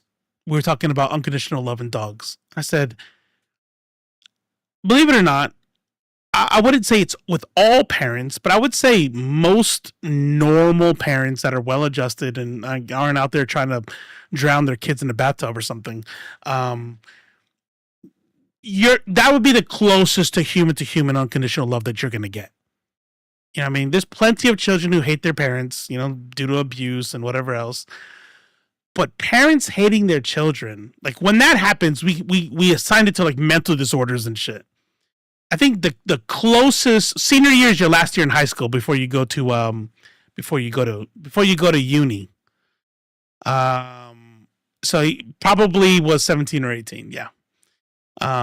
Fucking weird. Yeah, weird. I mean, it was a stepmom. And he was only 17 or 18, so that's fucking crazy. But what was I saying? I don't remember. And I felt like I was too long off this video anyway. From extremists like the Proud Boys. Yeah, this is from Michael Bonone. Too bad you didn't beat the shit out of you more. You're a piece of shit. You're a little fag. You fucking scumbag. Yeah, nah. My father doesn't believe in unconditional love either. See, but it's not true though. It's not true. I don't want to assume anything because I don't know your parents. Maybe they're sociopaths. Fucking, I don't know. I don't know your life. But growing up a Christian fundamentalist like I did, I would be willing to wage, maybe not a whole paycheck, maybe maybe a few $100. I don't know how confident I am considering I don't know your dad. But I do know Christian fundamentalists, and what they would do, what they are doing when they do things like, it was not denominational. It was actually kind of culty. It's weird. It's a whole story in its own. But what these kind of weirdos do is they will cut you off, right? Disown you, never talk to you again. You know, get the fuck out of my house. I will not have a homosexual son in my blah blah blah blah blah blah blah blah blah blah. Right? And us normal people, we go, oh, you don't love your kid. You know, that's not unconditional love. But let me tell you something. As somebody who grew up a fundamentalist Christian, I have a different perspective on it. Now, I'm going to give an analogy, and I need you to obviously understand that this is not anything that I think, or I think it's equitable, or that it's comparable in any way, right? That's not what I'm saying. I'm trying to give a peek into the mind of a fundamentalist who really is being sincere about what they do. Let's say you have a kid, and that kid is starting to get wrapped up in in gang life shit, right?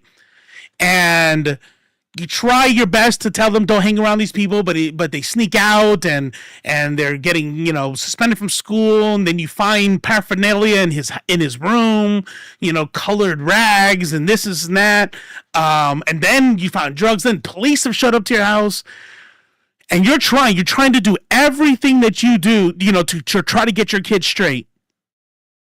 And then one night, you're in this big old brawl in your house.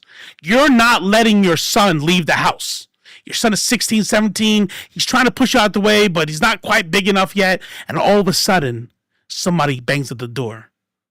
You open the door, and this banger puts a gun into your face and says, "Hey, so-and-so's coming. Your son's coming with us." And you're like, "Oh shit, I'm about to die right now." And so what you do is, you tell your son, your kid, they need to get the fuck out the house. It breaks your fucking heart, but you're gone. Pack up your shit and get the fuck out of my house. You know what I mean? I'm not going to fucking sit there and have you bring that kind of gang life around here and have somebody pull a gun into my face because I wouldn't let my own son leave the house. Get the fuck out of my house. Right? Now, let's say the son leaves your house and just goes deep in it, stays in it, doesn't go to a boarding school, doesn't go to a grandparent's house. They take him in. He's been living like a street kid, but he goes and lives with his friends, and he's deep in his gang life. You never want to see his ass ever again. No, you're not welcome for Christmas. I see your fucking $90,000 car you're driving around. I know how you bought it. You're not welcome here. If somebody were to tell that parent, wow, that's fucked up, you don't love your kid, that person should get slapped, right? That is what the Christian fundamentalist parents think. It's fucked. It's wrong. They're wrong. But that's what they think they're doing. In the same way that the parent is trying to protect their son from that gang life, and then when it gets too dangerous, when it gets too crazy, I am not going to have this shit here. Everything he does, even from kicking him out, even from cutting him off, if you're going to stay in the gang life, it's all out of love, and the parent probably cries himself to sleep. And the fundamentalist parent is so fucked in the head, is so brainwashed, that they believe that telling their kid that they're not gay, or kicking them out, or you're not welcome here for holidays if you're going to bring your husband around, right? You know what I mean? They think that they're doing what is best for you and the family because you have Satan in your life. You have abandoned God, yada, yada, yada. So I still think it's a type of unconditional love, but I mean, there's people who think that if you don't beat your kids, that you don't love them. You know what I mean? They think that what they're doing is right. They think that what they're doing is going to end up the right way. And more than that, they think they're going to be blessed. They think that that if they hold to this and they don't give in, God is going to open your eyes and bring you home. Their pastor, their friends, their mentor is all reading them the story about the prodigal son, and God will never give you more than you can handle, and He will lift every burden off your shoulders if you just ask Him. If they just hold to it, don't worry, your son's gonna come back because God is in control. It's fucked. It's fucked. I call religion, like, especially Christianity, like the ultimate in abusive relationship. Kind of weird. Your adult issues shouldn't be conflated with your parental ones. How I end up at homeless at 18, still managed to graduate regardless what folks put in front of me. That's what's up. I'm sorry you had to do it like that, but that's awesome that you made it and that you're still here. That would hurt, but certain shit isn't okay to have around. I couldn't immediately cut my child off, but if it gets out of hand, they gotta go. Yep, 100%. Well, I think I would have a hard time giving up on them unless they hurt somebody else. I'm both too willing to help, but also quite sensitive to other people's suffering. 100%. Who's gonna be blessed, them or the child? That's a great question. That's actually a really great question, because it's kind of both, right? So I won't say who it is, but I had a conversation with a family member who was talking to me about forgiveness and the fact that they had to forgive their abusive parent because God, well, getting ahead of myself. I said, why do you feel you have to? I mean, did they apologize? Did they come to you? Did they say they regret the abuse they visited on you when you were a child and a teenager and a young adult? Like, this abuse happened like a large part of her life. No, but I need to forgive her anyway because that's what God expects me to do. I said, okay. Wait, so are you forgiving them, for your own mental health because you don't want to hold on to it anymore? I don't understand. No, because God expects me to do this. Okay. So I asked another question. I said, hey, if you were to cheat or murder or something like that, who would you feel like? I'm fucking up on retelling the story, but bottom line is, when I asked them about why they do a thing, they said, because it offends God. That is why I need to drop to my knees. I would never want to be like that. I was trying to give some analogies. I would never want to be that bad person because God, and everything kept going back to God, because God would be upset. And God, I'm like, what about the person you're hurting though? If I'm an adulterer, because that's what we were on. I just can't remember the context exactly, the line of logic that was there. But bottom line, if I'm an adulterer, I need to repent because God's upset. I'm like, well, what about the wife that I'm cheating on? Well, sure, yeah, say it. I'm sorry too. And I asked her. I said, who is it more important to apologize to? Is it more important to apologize to hypothetically my wife? Or more important to repent to God? Oh, repent to God. Absolutely, repent to God. I'm like, and that's where it all comes down to. I forget who said it earlier, but it was somebody said, when the cop was yelling, I have kids, I have kids, and then somebody said, they don't give a fuck about your kids. They want your trans kids to be dead. You know what I mean? They don't give a fuck about that. And it's true.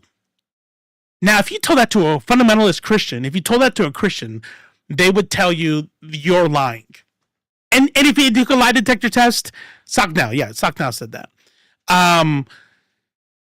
If a fundamentalist Christian told you, I do not want them dead, you're lying, they would pass a lie detector test. And here's why. Everything is in accordance to God's plan. Everything. from babies having bone cancer to child sex slavery being $1 billion freaking industry on this planet. All of it. The worst things are all according to the plan because this is Satan's planet and yada yada yada. Everything.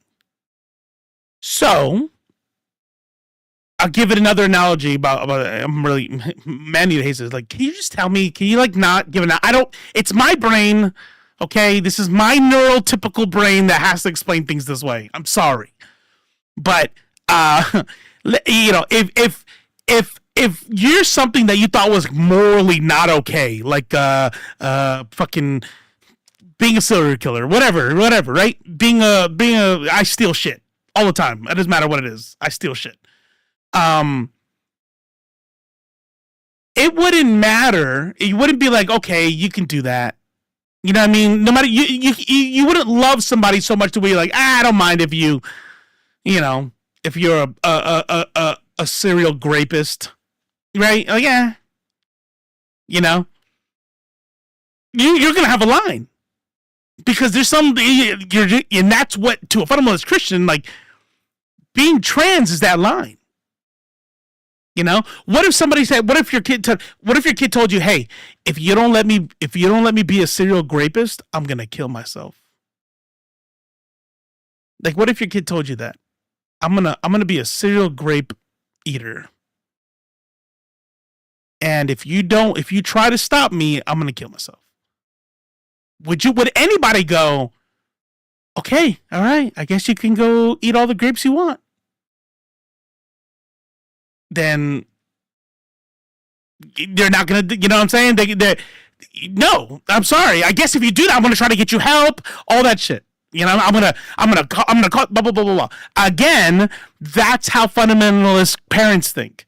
So when you tell them, hey, do you know that one of the most beneficial things that help trans kids stay alive?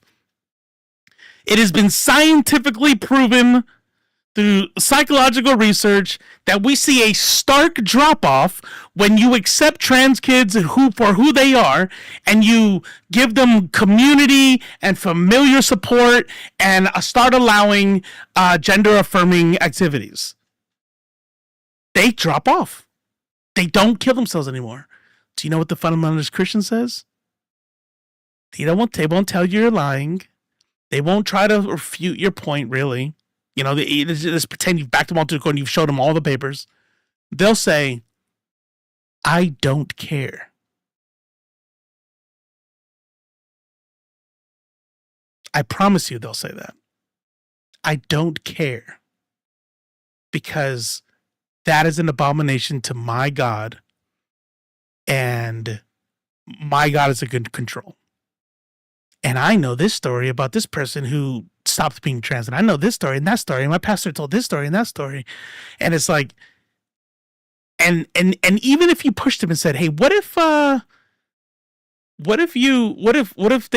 go through with it? Then they'll be, you know, then that'll be what God's plan was. All right. Let's get to the main event. Oh man, I want to watch this too. God, I talk like a motherfucker. Jesus. I need somebody to play some like one of those like those Oscar music things. I need an Oscar thing. Somebody. All right, bro. You've been on this motherfucker forever. Can I ask you what I mentioned before? Oh shit. Yeah. Sorry to hear that. Sounds rough. My mom sort of understands me being trans. But she has an aversion to not call me by my dead name, and it hurts. So that sucks. I'm sorry to hear that. Gotta ask you about some terms. Like, I know some words that I know are bad, but I don't know if it'd be okay to use them as references to what bad people say, or if I want to use one to reappropriate, but it involves another ethnicity. May I? Ooh, I would have to know what the term is. Like if it's the N-word, I would say just outright no. But if it's not the N-word, I would probably say probably. I don't know. I feel like the only like hard line, like if you're not black, don't say it type shit is yeah. There's really not much wiggle room for the N-word. If you're talking about something else, then I would probably say probably. Like probably okay is what I mean. I know a pastor who says God made him not gay anymore. That dude was gay. I'm telling you. Do you know how many like how happy they I forgot to mention those are lyrics from us. Did you play did you give the lyrics already?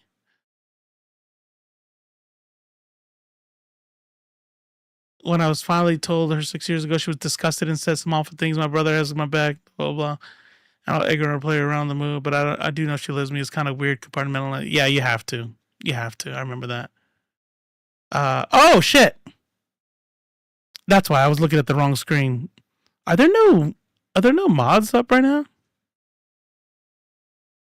I know Man-Eater's a mod just out there. It's like, dang. I guess not. Oh, you might not be in mod view. You might not be in mod view, so you can see like the approval things. Kill a man from the military, you're a weirdo. But kill a wog from the Middle East, you're a hero. So check this out. I will tell you right now. And this is bad. This is probably bias. I had to unlearn Gypsy, by the way.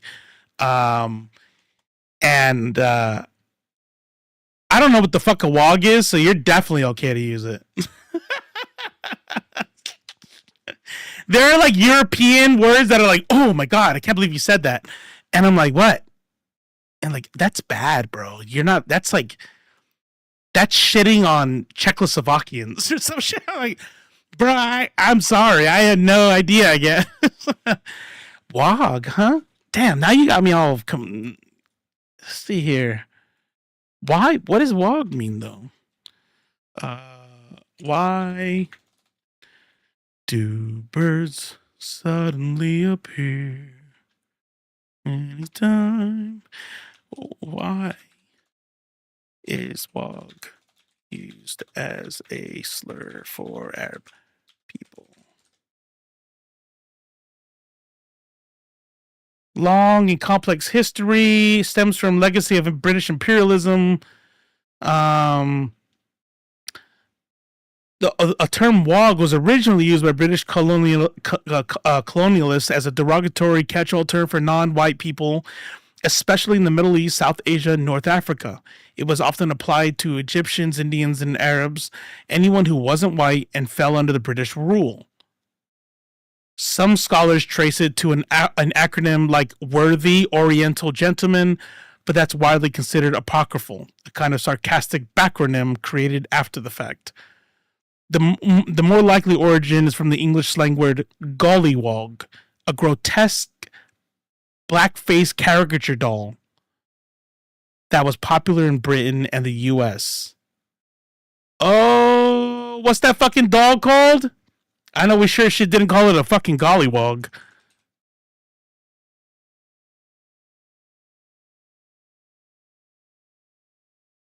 What do we call it though? Scallywag?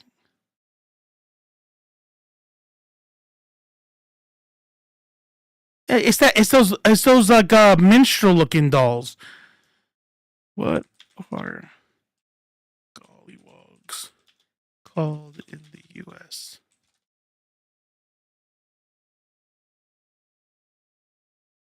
Pickaninny. Pickaninny dolls are like the gollywogs. Damn. It is too picky, but I see Roma Gypsy thing like Inuit and type of thing. Yeah. So here's something that I've learned to do. It's super easy for me. If like-minded, and that's the key, like-minded people of that group that I can relate to tell me this or that is offensive, then I'm like, okay. Like I would say, like, in the military there was a term. So what I did was I used to call in airstrikes. And, so if I'm out on a hill or on top of a mountain or something like that, there's certain things that I have to have on me. I'm going to have my radio. I'm going to have my maps. I'm going to have my weapon. I'm going to have my rucksack, right? And you kind of want to keep everything tight because what if you're found? What if you have to run? What if you start taking contact, right?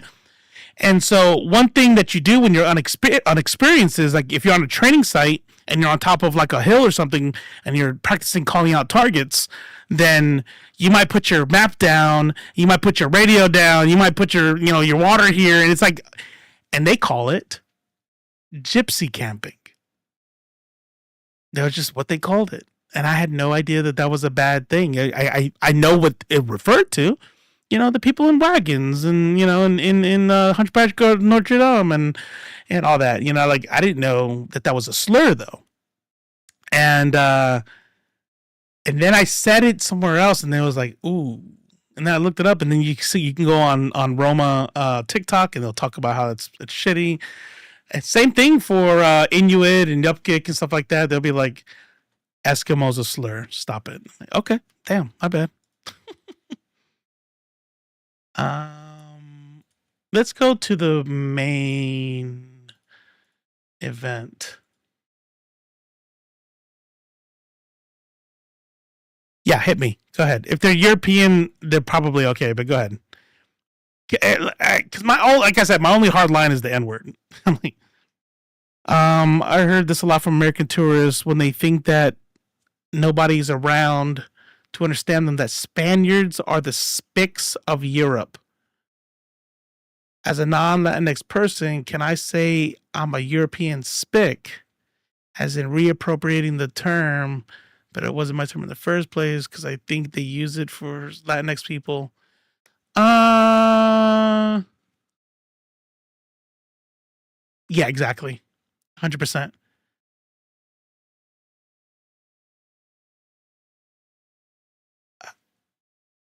Yeah, but fuck, I don't know, man. Fuck.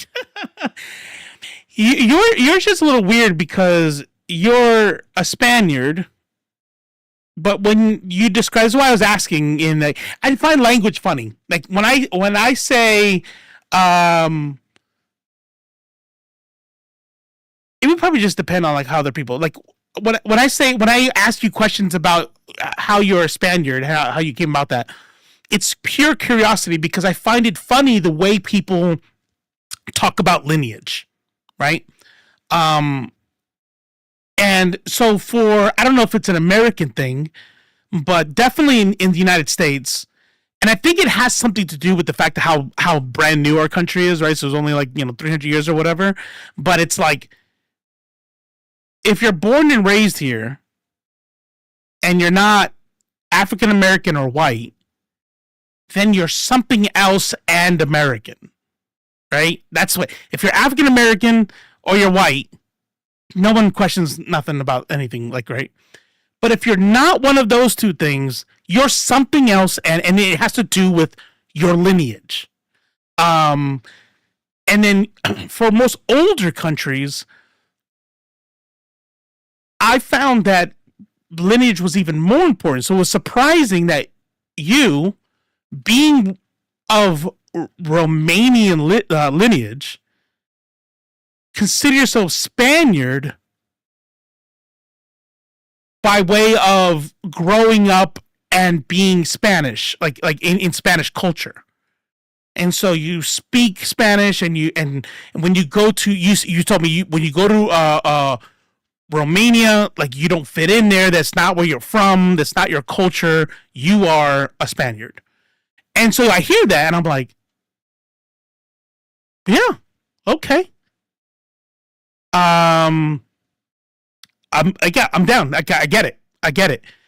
And then I think of like current things that match that. Like, for example, Asian Puerto Ricans, right? They literal Asian phenotypes, but they've been in Puerto Rico or Latin America in general for generations, right? Because that's how migration works. And they consider themselves Latinos, right? They're Panamanian, they're Puerto Rican, they're Dominican. Yes, my descendants are Chinese or Japanese or whatever, usually Chinese, but they are Latino. They are Puerto Rican. So why wouldn't it be the same for a Romani person who grew up in Spain, or a person who grew up in Spain but have? Anyways, I like talking about stuff like that. I don't know if people like listening to stuff about that, but I would say that probably just if it was a joke, I wouldn't care. But I don't know. We probably just. I mean, there's a lot of black folks in here, and I don't see the N-word dropped a whole lot. We don't have to use slurs. You can just avoid it if you want. You know what I'm saying? They share both cultures. Yeah, Japanese, Brazilians. Yeah, 100%. But that's if they do, right, Maneater? That's if they do, because I've met Asians that know their lineage, but they don't know their language. They don't know their culture. Their culture is like 100% from Latin America. You know what I'm saying?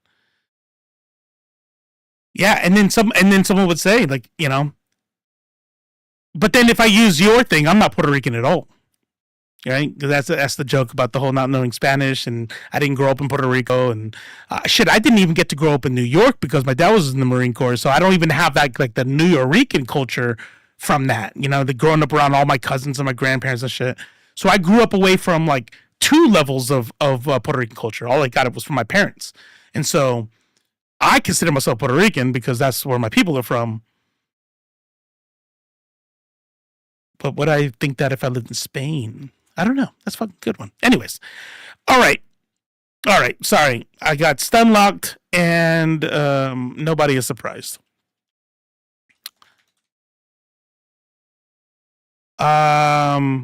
Check this out. You got me thinking these videos that have been recommended to me of these Korean dudes who were born and raised in Africa. Ooh. That's what's up. No, you're good. You're good. If I wasn't derailed, people would be worried. All right. I was born in the Bronx, but my mom was Army, so I missed out on a lot of being raised New York style. Same. So you know what's up. It's a slur for anyone not white. Pollywog? Yeah, I had no idea. Letting you know, if you stick with me, you're fine. Like, getting involved in it is not hard. I feel you. That's what's up. Thank you. Oh, good night, Maneater. Oh, yeah, she has to work tomorrow. Okay, so this is Grummz, all right? So this is the thumbnail we got here. And I'm going to be honest with you. I made the thumbnail, like, who is Grummz? And that was legitimate. It wasn't like, who is Grummz? Come watch the show. I'm going to tell you about this dude. This is Mark Kern. I knew of Grummz. I know Mark Kern. I just know him as like somebody who bitches about woke shit. But that's it. He looks exactly like that thumbnail. And so I'm like, and so apparently this has been all over the place. Like somebody here, and I'm going to share the link again because this MLYP has 11.1K subs. If you haven't seen it already, go ahead and after the show, go ahead and watch it again, or let it play in the background or something. Just like because it's not like he's sitting here, being Mr. Beast or anything, and I don't want to steal views from him. So, the whoever made this, did like a full breakdown of shit.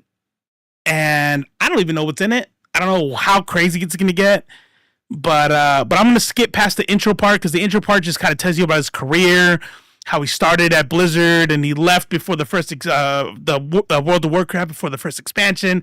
Started on those company, promised these other games that never ended up never coming out and wasted money and bought a fucking bus that okay, yeah, got it.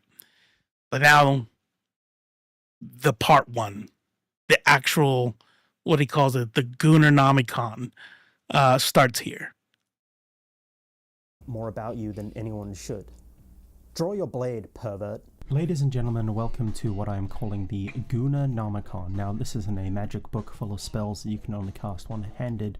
This is a documentation of Mark Edward Kern, the first in a series of some of the worst onanists.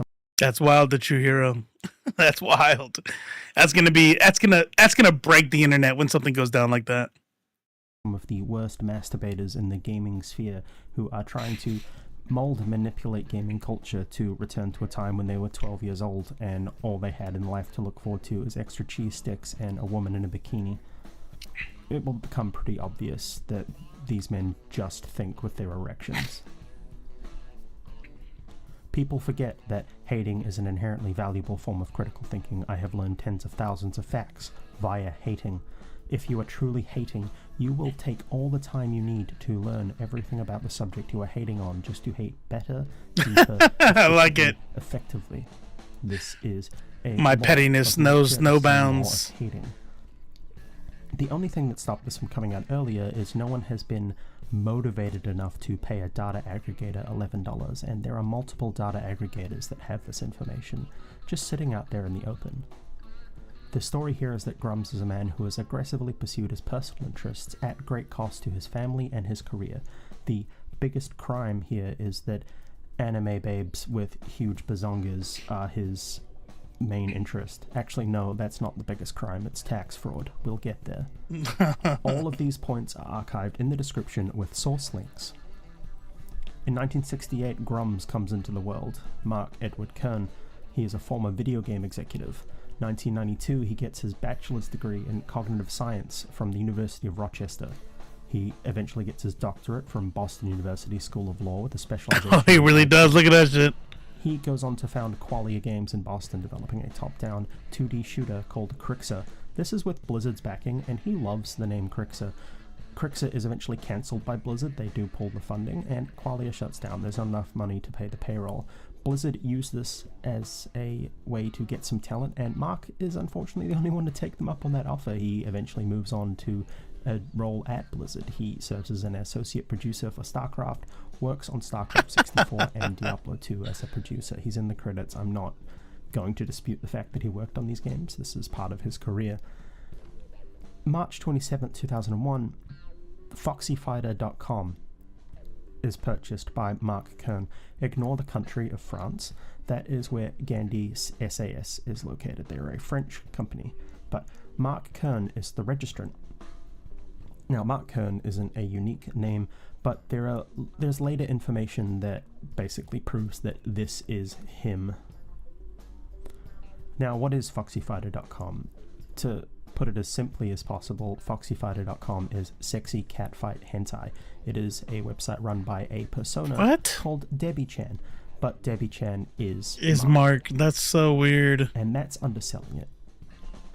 He has, over the course of 20 plus years, collected a variety of live-action catfights, drawn hentai catfights, quite a bit of like run-of-the-mill porn. However, there are porn? What? Stories where his persona Let me get that on screen. Violently sexually abuses women.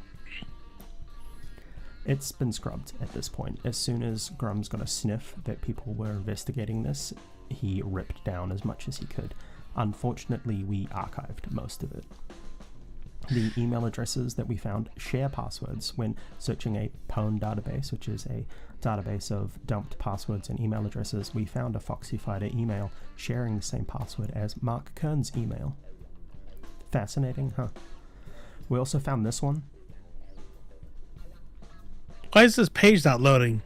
I'm just leaving that out there. Moving on. What is it? Wait, what is it? July 21st, 2001 is the... Oh, shit. Oh, these are the, oh, no. Oh, no. Oh, no. Can you all see that?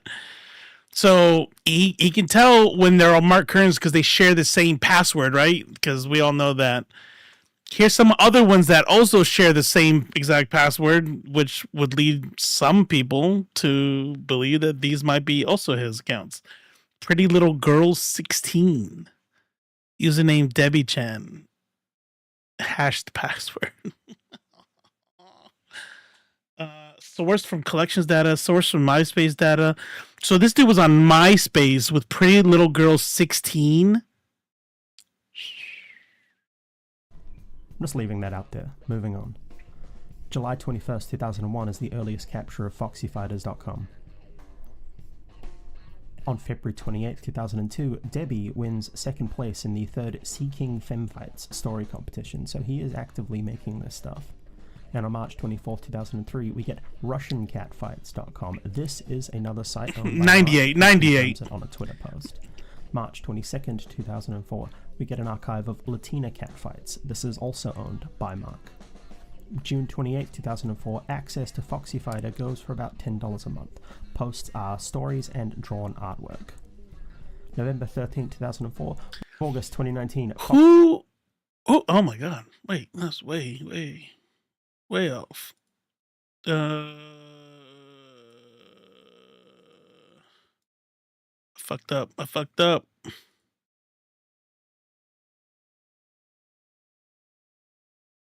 Before or after this? Let's see.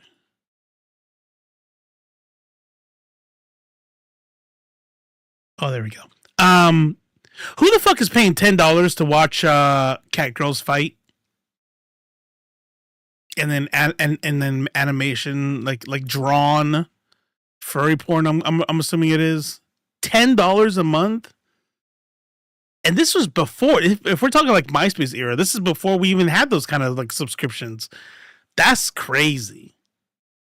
That's crazy. And let me tell you somebody, as a connoisseur, as an enjoyer of porn, I'm not even like, okay, that, you know, not the little girl shit. I'm not talking about like lolly shit, but like if your shit's like, okay, cat girls, whatever. But get it. I mean, there's free porn sites. Why would you pay? That's so weird. I'm just leaving that out there. Moving on. July 21st, 2001 is the earliest capture of foxyfighters.com. On fights 3, we get RussianCatfights.com. This is another site owned by Mark. He confirms it on a Twitter post. March 22nd, 2004. Russian, Latina. Wouldn't it be better to just put it all on one website? June 28th, 2004. Access to Foxy Fighter goes for about $10 a month. Posts are stories and drawn artwork. November 13th, 2004. World of Warcraft releases. This is effectively the pinnacle of Mark's career. He's credited as team lead. He says he works on drafting the TOS in ULA and does licensing with China. This guy went from I make furry porn games and websites to being on the launch team of the founders dev team of the world's most successful MMO that has ever been created. That's wild. That's quite a bullet for your resume. He leaves Blizzard shortly afterwards. He says he's going to go and be with some family. So I don't blame him. Oh wait, is that all he did? Hard process, even if he was apparently a bit of a shithead. Look, no. He says and does. He's credited as team lead. He says he works on drafting the TOS in ULA and does licensing with China. He leaves Blizzard shortly afterwards. He says he's going to go and be. Is that all a team lead does? Drafts the TOS and EULA? Some family, so I don't blame him. Like, yes, exactly what I said. Process, even if he was apparently a bit of a shithead. Look, no one's spoken about him in a good light at Blizzard, really. Like, not in a way that I think a team lead should in this role. Very shortly afterwards, him and a few other Blizzard employees found Red 5 Studios. So he obviously had a couple of friends who wanted to work with him, but he's not really mentioned in a lot of these retrospective books. It's real fascinating. June 15th, 2005, RussianCatfights.com is closed due to changes in US law. And on August 18th, 2005, LatinaCatfights.com is closed to the same changes. So we apologize to all our fans, customers, but due to recent... Yeah, but what's the law? Like, you can't have... I don't want to point out that this is anything egregiously sinister. This was a change that was required in the porn industry to have verified records of the performers. Before this law, those records were not kept. These were real? These were real! Oh, wow! Okay, yeah, honestly, that makes a little bit more sense. my respect for people who pay for animated like hentai stuff is, look, I'm trying not to judge, but I'm judging. Real? Like, I guess they're getting cat suits or something. Not my bag, but I don't know. For me, I feel like it's a little bit more understandable. Blizzard in 2008 had some problems. People were stealing breast milk from the fridge. This is attributed to Mark. People call him the breast milk bandit. He wasn't working there at the time, and he's not the breast milk bandit. It's funny to think he is. Please keep doing it. It's very funny. But we found dozens of... That's how you... by the way, that little plug right there is how you know that this dude is legitimate. Like, I'm not just telling you everything. I'm going to tell you this shit that's not true either. Everybody thinks I was him. It wasn't. Catfighting is just a name. Latina cat.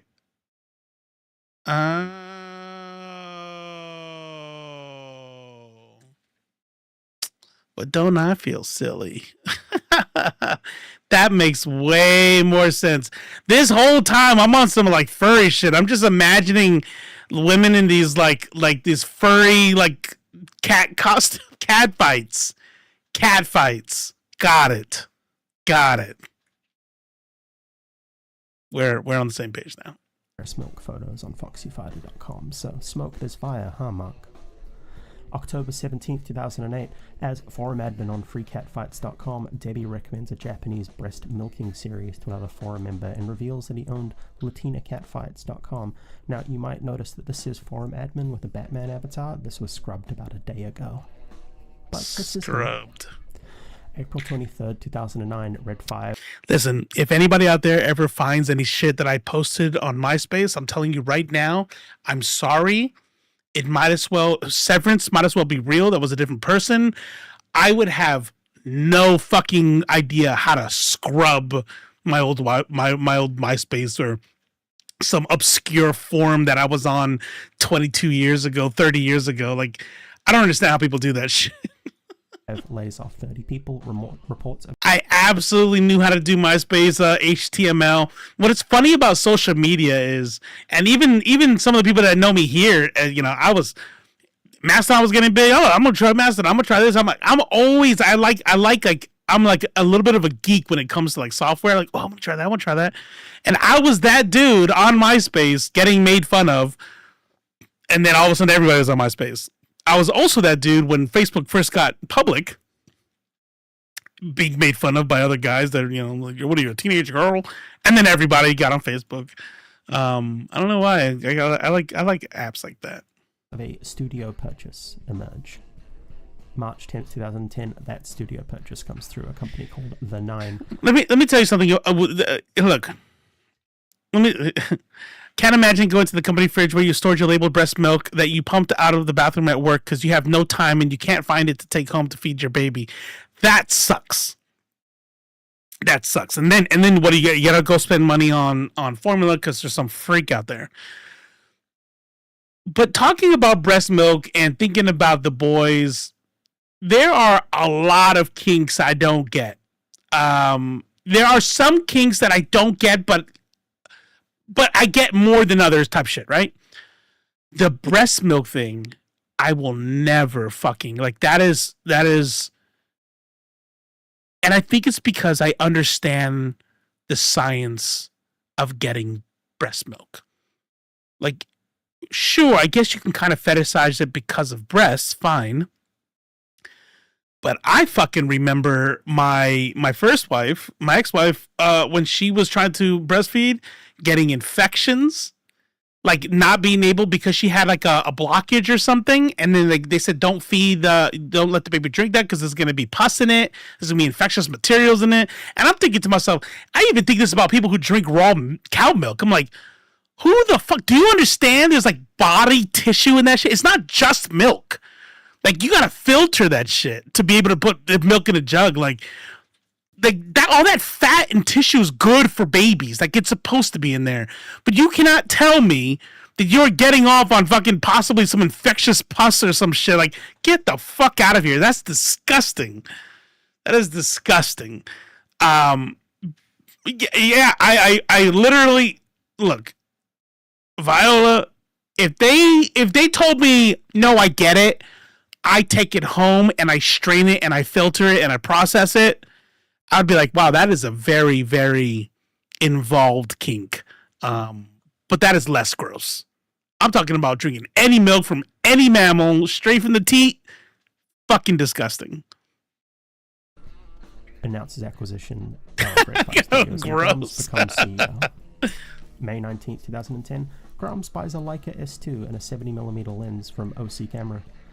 Now, I bring this up because we match metadata from some of the live action photos on Foxy Fighter to this exact camera and lens types that we matched. Okay, I want you to listen to this sentence. We matched metadata from some of the live action photos and it ended up matching the exact, have exact matches for camera and lens. I'm imagining this dude having one of those Charlie boards with the meme with all the string attaching to shit. Like, whew, they were involved. No, he owns. Yeah. September 3rd, 2010, Red 5 announces Firefall at PAX. Oh, shit. September 20th, 2011, he goes and advertises foxyfighter.com and freecatfights.com on r/comics, which probably not the best place to do it, but doesn't even get a single piece of engagement. That's kind of sad. Come on, man, you're a better poster than this. Even I can admit that. I'm a girl who loves a throwdown of any kind between two hot and sexy women dressed up like cats, like in giant cat cartoonish costumes. No, it doesn't say that. Writer, artist, and web mistress. I put together two great sites for my passion, foxyfighter.com and freecatfights.com, which have grown to be the biggest sites for female wrestling on the web on Foxy Fighter. Like, bro. I would have assumed this was written by AI if I read this today. Dog. March 7th, 2011, he asks for models to star in fighting videos, so he started in the live action space at this point. And March 21st, 2011, Model Mayhem posts, "I adore you, Mark," on his Model Mayhem profile.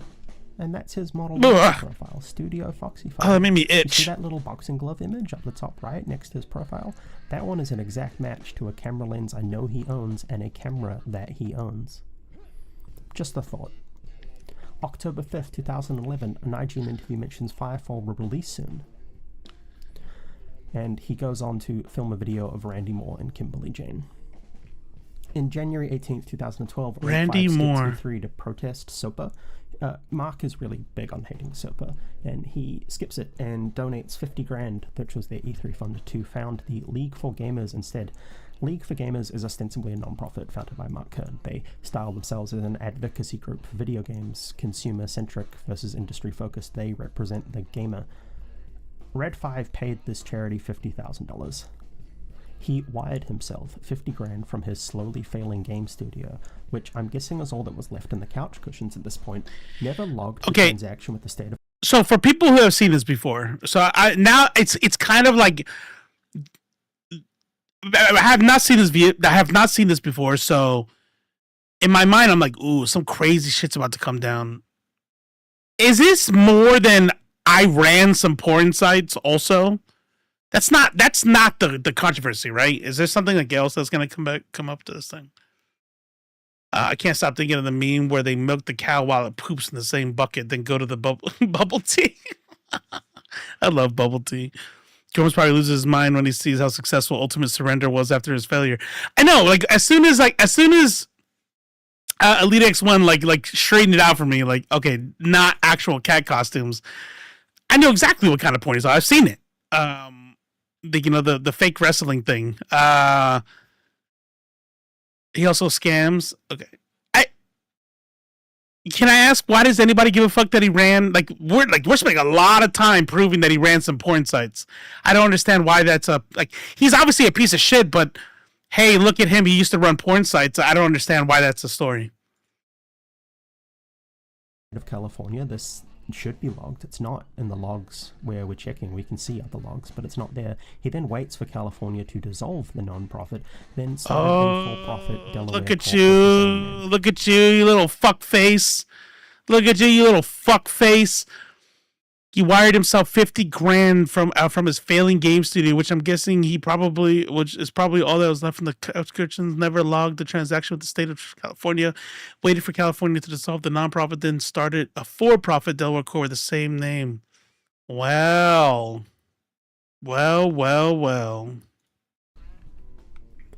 That's bad. Why was this allowed? Is this all above board tax-wise? I'm sure the California AG would love to know about this and the rest of your tax dodges. June 6, 2012, Grummz offers his opinion on the Leica S2 and Nikon D3S, mentions using them for the last 2 years. This is, again, just here as an aside, he used these cameras and 100% owned them. They are a match for Foxy Fighters content in the unscrubbed metadata. July 4th, 2013, you remember the Firefall bus? Well, that's shown at Anime Expo LA.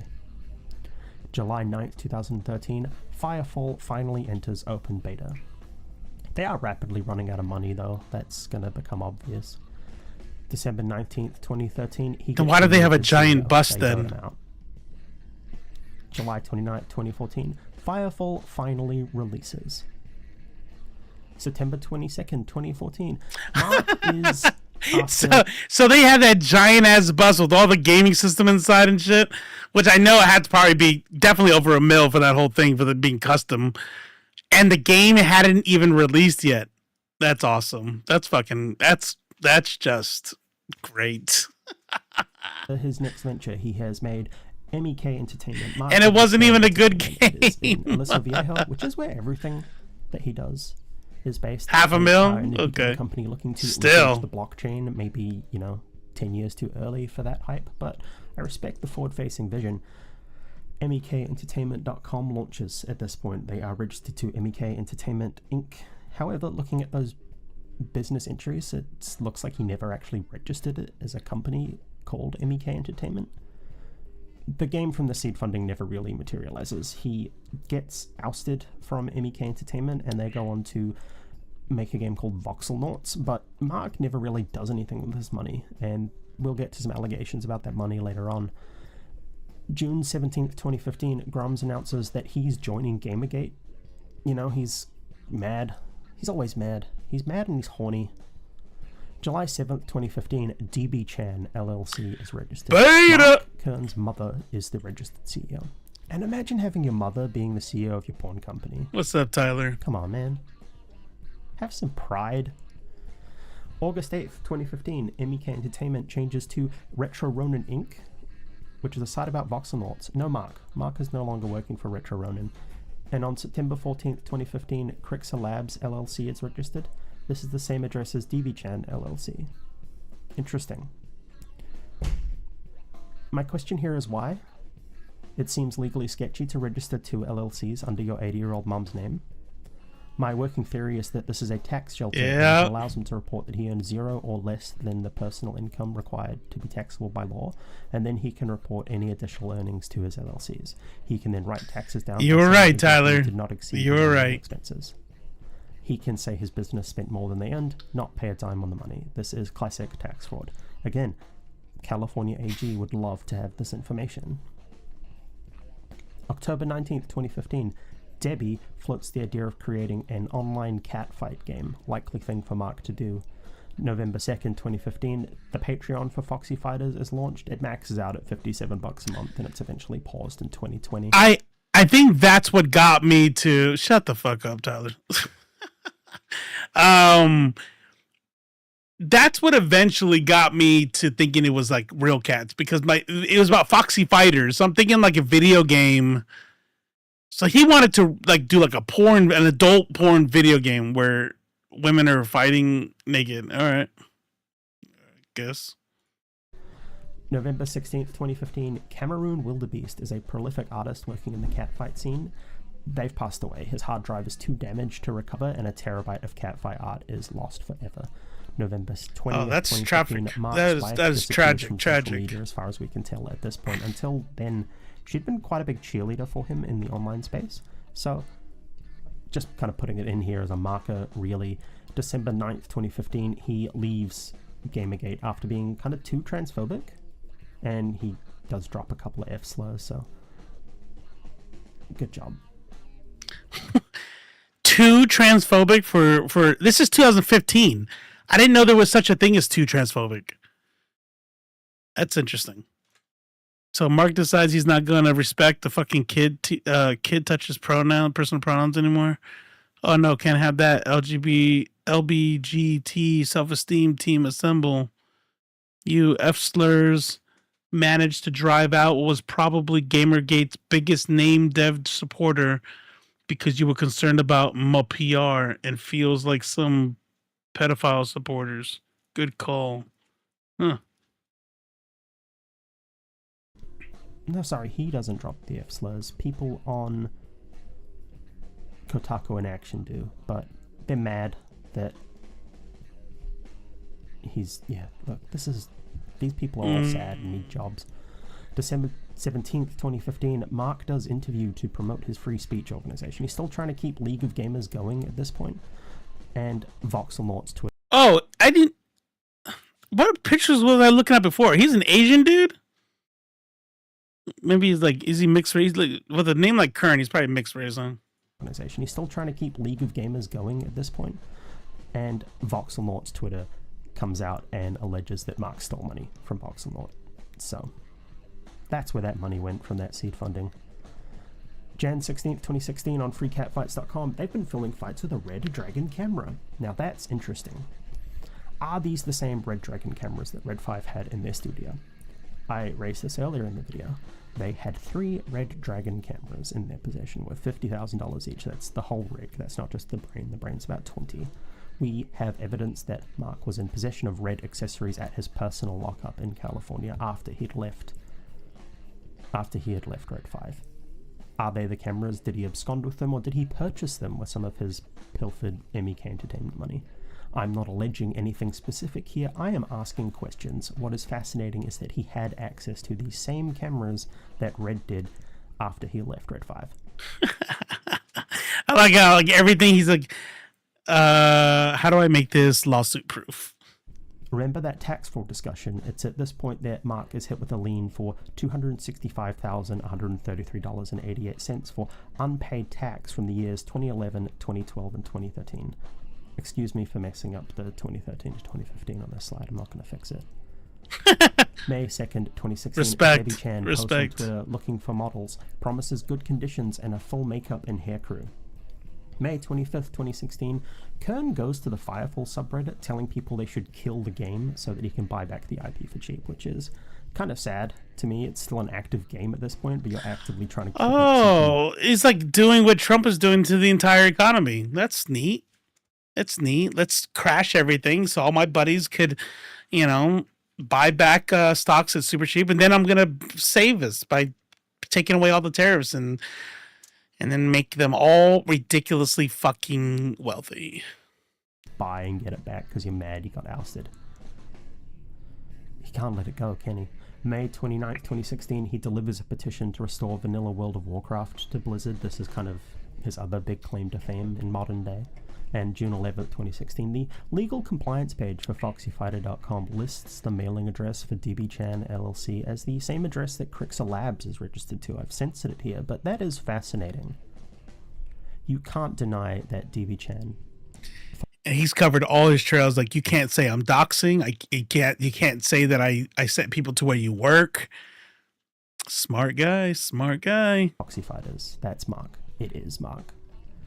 June 27th, 2016, Make Ember, a spiritual successor to Firefall, is posted on change.org by Mark. That does hit 4,700 supporters, so, you know, let's make Ember.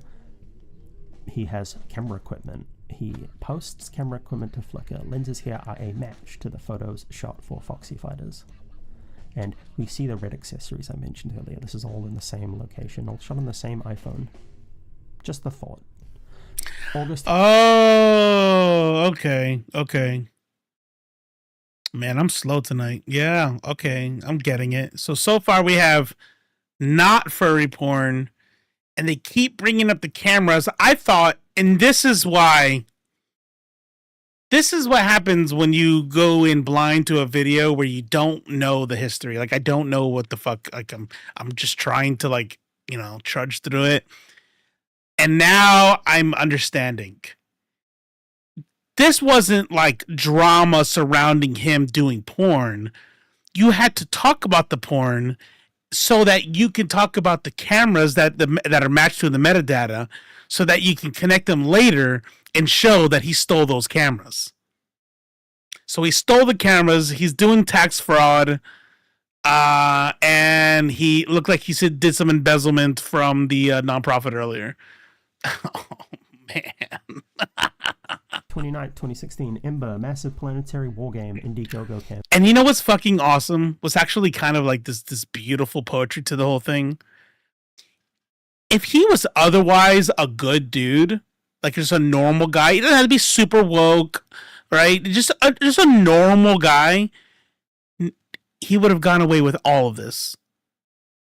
He would have got nobody would think it, like, unless it was like an actual law enforcement agency. Campaign. Yeah, right. $5,000 goal raises 23 grand. September 14th, 2016, Ember Milestone 2 campaign is funded on Indiegogo. November 29th, 2016, puts his first adult video on clips for sale. This is his account and it's linked on the Foxy Fighters site. This is him. This is what he is selling. Note, an anonymous user eventually replies, "Is this a Mark Kern product? Deplorable." I want to know who this person was. What did they know? This is in 2017. Someone knew about this 8 years ago? How did they know? Anyway, July 3rd, 2017, MBK Entertainment is formally closed, and July 5th, Ember is funded for 170 grand. So that's 114,000 between both Indiegogo and PayPal donations. That's over 20k goal. Grummz promises a playable mock-up in 6 months. Kickstarter. By the way, totally off topic, but it jumped in my head. I saw a actual, like, fully produced Pop the Balloon deal on, I forget what it was, Netflix? Is it on Netflix? They're making a Pop the Balloon live on some, I think, a Max or Netflix or one of those things. And I think that is, I need to find out if the Arnett lady that started this whole thing, that is so fucked if they make that big and she gets nothing from that. For a full game a month or two after that. Anyway, September 13th, 2017, Mark's mum issues a certificate of cancellation. Oh, is it her show and then they're replacing her? Like it's that show but going big? Stay on target. You're right. For DB Chan LLC. So, see you, DB Chan. Thanks for your service, Mark's mum. And on July 24th, 2018, Ember begins selling upgrades to M3 backers as a limited time offer. Oh, I gotta check. Later this year. May 20th, 2018, a child support motion is filed by the state of California. Mark and his wife had been separated for a while. He had referred to her as his ex-wife in the Ember Discord, but they had reconciled at this point, according to another Twitter post from him. But this is obvious proof that they did separate at one point. And do you think the reason she left is because she found out about the adult entertainment gig, or maybe she found out about the tax fraud?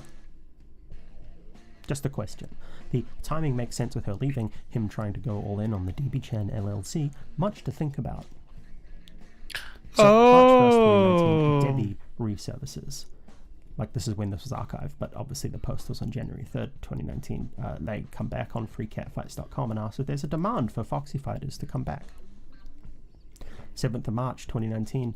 Well, Mark admits that his original 3D artist left and he's had to teach himself how to do 3D modeling and build the main character of Ember. He's never made a game this way before, so he's trying to do it all without any outside investors, and at this point you should have realized it's a scam, team.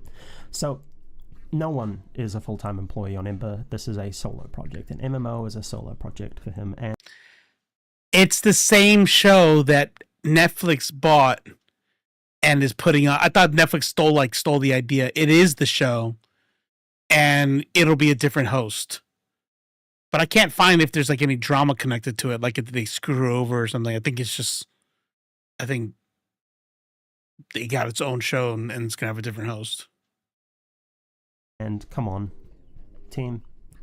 Anyway, 28th of June 2019, Ember first playable is... Oh, fans being mad. Gamers. Finally. 20th of August 2019. Wait, what? What was that? What was that?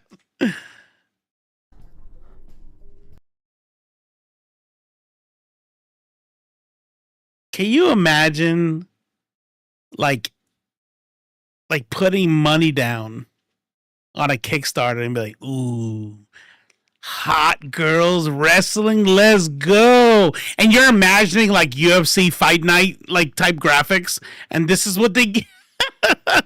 Get the fuck out of here. Oh shit, man. Create a wrestler. Yeah, I had no idea. I saw that. Why should be like a call? I went, hey, that's like a crab opening tool. I gotta look that up later. 20th of August 2019, Foxy Fighter blog is offline. The DNS update needs to be required. Like, that's pretty simple, but this takes him a while. On the 5th of February 2021, Foxy Fighter is back online. Well done. Grummz is kind of wanging around at this point. He claims that he's not working on the game due to family reasons, but he's still just kind of shitposting on Twitter. And on 2nd of August 2021, Debbie releases a story called The Date. So while he's meant to be working on his crowdfunded game, he's actually just written adult literature on the crowdfunder's dime. And this is where that like violent sexual fantasy stuff comes in. 1st of December 2021, the Foxy Fighter URL lapses, a domain squatter grabs it for a hot minute. And 2022-2023, Grummz continues to radicalize himself on Twitter.com. The rate of his posting rapidly increases as he tries to make himself one of the big culture warriors. And he's deleted a lot of that stuff now. A lot of his tweets aren't in existence back past 2023, but his rate of tweeting has done nothing but increase even since then. 30th of Jan 2024, Debbie makes her last login on freecatfights.com. God bless. Foxy Fighter URL, still squatted. 26th of March 2024, Grummz tweets, bring back Rumble Roses. This is relevant because that's also Debbie's favorite game. 25th of March 2025, we are made aware of the Foxy Fighters connection, and at this point, archival attempts begin. Twitter user Juniper makes contact with Grummz for an interview. There's no way it doesn't like completely revolve around rape fantasies. 100%. He says yes. He is drunk at the time. He is drunk posting through it because he's mad that he got ratioed by Assassin's Creed. And when he wakes up the next day, Grummz blocks the host. Oh yeah, I remember that. He is drunk at the time. Juniper makes contact with Grummz for an interview request. He says yes. He is drunk at the time. He is drunk posting through it because he's mad that he got ratioed by Assassin's Creed.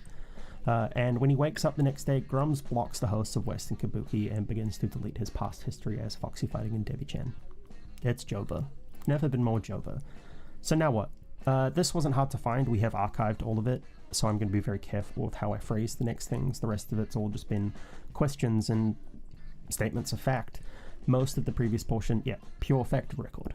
Mark Kern is the owner of Foxy Fighter. You're a clown, Tyler. You're a clown. And has a pattern of consistently ignoring his day job to focus on it. He has a history of mismanaging money. He has potentially committed tax fraud that the California AG will be very interested in. He has consistently lied about progress on his games and has failed to make anything commercially successful since he was a team lead at Blizzard. It is my opinion that these games at Blizzard succeeded despite him rather than because of him. He does not know how to code, he does not know how to texture models, his animations are based on 2 keyframes with 3 other frames of animation. He will always have an excuse for his failure after failure after failure. This man is sad. If you keep funding him or supporting him, you are willingly throwing your weight behind someone who has deceived and defrauded thousands of people while trying to position himself as a savior of gaming. There are people in the Ember Discord who have said they are afraid they are going to die before the game comes out. This is all for the purposes of lining his pocket and making some really bad pornographic material. And I feel sad for the guys that are about to die. They are just desperate to play this game. They want to play something that reminds them of when life was better, and he just ignores them. Wait, what? His only goal right now is to get into... So am I to assume like these are like elderly people that are just like, please let me play the game of little questionably aged women fighting each other? Is it what? Engagement from Elon Musk. He is right. deep-throating that man so hard that his throat is going to recognize the veins. That's his life now. He's not making a game. He keeps saying a Kickstarter is coming, this is a great year for Ember. It's not. He does not know how to make a game. His one hope is that Daddy Elon notices him and throws a few $1 million at him to hire people who actually know how to make a game. This man is a failed dev, a failed pornographer, a failed husband with a fragile mind, a fragile ego, and a fragile life. Damn. Don't hold back. That's the timeline. And I'm not going to make value judgments over the rest of it. That's for you to decide. I have laid out the facts as I see them. It is my opinion, and I'm going to crouch this as being my opinion. Mark Kern is a narcissistic loser who has a publicly stated fetish for lolicon navels and a hidden fetish for women catfighting. He has the ear, at least occasionally, of the richest and most powerful man in the world. What he gets out of this video is what he's going to get. People are going to know everything they need to know about him, and they can make decisions from there. Mark runs targeted harassment campaigns against devs that he deems as woke, and he buys his own likes on X.com when he gets ratioed by Assassin's Creed's community manager. He has pilfered and absconded with at least 1. Don't forget, what was it called? Fan space? Or fan something, right? $6 million of funding for not one, but 2 failed games, and we have ample evidence that he's also absconded with extremely expensive video equipment to shoot his adult video side hustles. He is nothing if not a sad, lonely man who is desperate to leave a mark, any mark on the world, because he knows his career as a game dev is worth less than a cold turd on a hot dog bun. You now know everything about him. You know his business dealings, his motivations for hustling people out of $1.6 million. He is, in my opinion, a pervert of the highest order who has taken advantage of the goodwill of his fans, taken advantage of their bubbling. The highest order? The highest? I mean, I'm not trying to defend the dude or nothing, but like getting off on women wrestling or I don't know. I can think of higher orders of perversion. Rage, and he has taken advantage of his own family. And Fan base, that's what it was. Should know and understand this. Have a nice day. Thank you to all the super soldiers that made this possible. Okay. That is crazy. That is not crazy, right? But it's today? I thought it was gonna be worse. Like, don't get me wrong. Like, this guy's probably going to prison now, and it'll be because of this YouTube video. And that person should feel very proud about that, right? Because Grummz is a piece of shit. But the way people were talking about it, I was like, ooh, like he got caught with some shit on his hard drive type stuff. Like, feds are gonna come. I'm like, oh, he stole cameras and he screwed people out of money. Like, he's like a low level piece of shit. Yeah, like, you know what I'm saying? Yeah.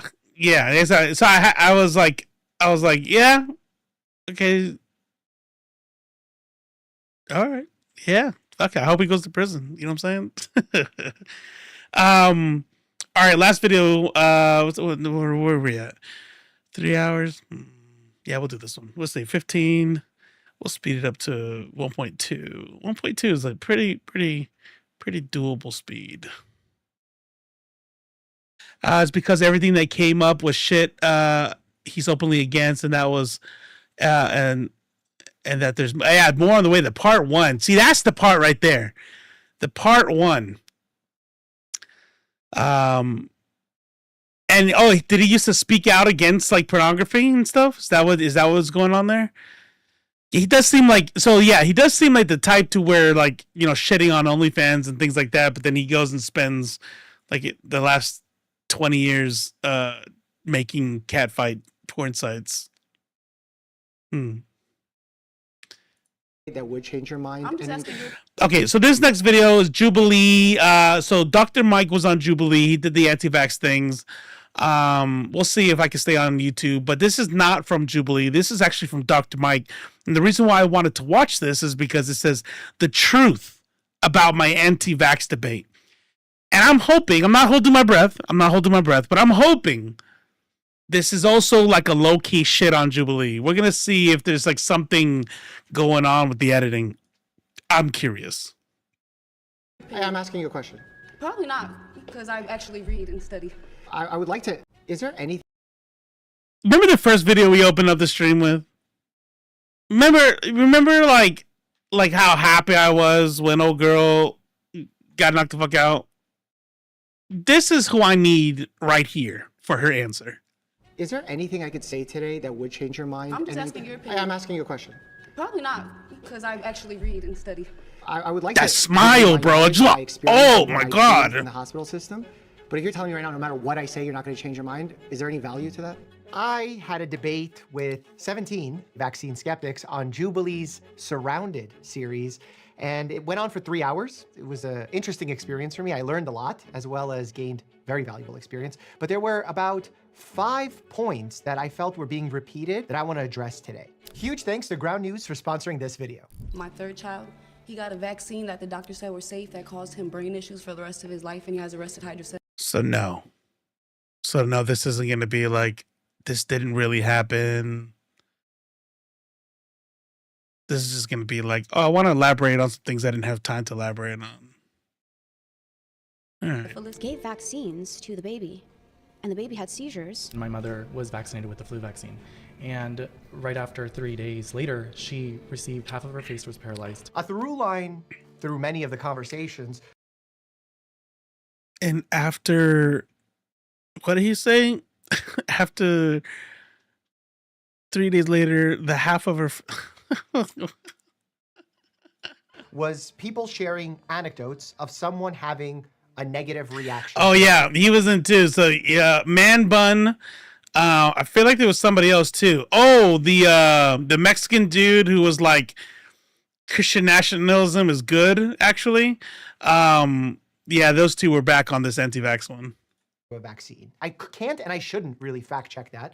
I took everyone at their word. I thought everyone was discussing all this in good faith. And then at the end of the day, vaccine side effects do happen. They're incredibly rare, especially serious ones, but they do happen. In fact, I had to highlight this during the episode that when you compare how pharmaceuticals are treated in research versus vaccines, vaccines have such a higher level of scrutiny because they're given to healthy patients. As opposed to pharmaceuticals, we allow a chance of higher rate of side effects because we're getting the trade-off of a major benefit. When someone tells us that they started experiencing a medical condition after getting a vaccine and they attribute it to a vaccine, I think you need to be very careful and think, yes, about correlation and causation, whether or not two things happen at the same time or one caused the other thing to happen.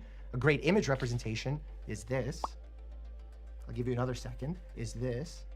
And also think about the natural incidents. For example, people who are I'm not gonna lie, that's how I know I'm tired. That took a little minute. That took a minute. I like that. This. I'll give you another second. I was like, I don't. I'm like, oh, causation. Okay. So like, don't assume that the bird is that heavy. Is this. And also think about the natural incidents. For example, people who are 60 plus years of age have heart attacks. Now, if someone was to get a vaccine and then have a heart attack a week later, was this a natural heart attack or a vaccine-caused heart attack? How would we know? We would study those who have gotten vaccinated versus those who haven't and compare that natural incidence versus the incidence of people who have had vaccines. And if that rate goes up, now we start getting worried, we start investigating, we issue warnings. We've actually issued warnings about vaccines in the past because of the careful monitoring we do as a form of post-market surveillance. Risk versus benefit, correct? Maybe you can give your viewpoint, whether maybe you're for or against. This is the dude who said that so his wife wanted to vaccinate their daughter and took him to court, or he took her to court. And instead of saying the judge sided with the mother and allowed the mother to vaccinate the daughter, he said, and the judge ordered that my daughter get vaccinated. Like, that's a weird way to put it. A court ordering the children to be there injected there it with is. there is no harm to. But now we're seeing actual harm with the vaccine. They didn't die from the disease. They're dying from the vaccine. Side effects No, they're versus not. benefits. Now, every time we do a medical intervention in healthcare, whether it's physical therapy, a surgery, a medication, a vaccination, we always want to think about the ratio of benefits to harms, and the benefits should always be outweighing the harms. And if we're not thinking about it, we're doing something wrong. So he pointed out how one of his daughters was getting a vaccine against his will because the mother of the child wanted the vaccine. But the reason the court sided with the mother was because they believed it was in the child's best health interest to get the vaccine.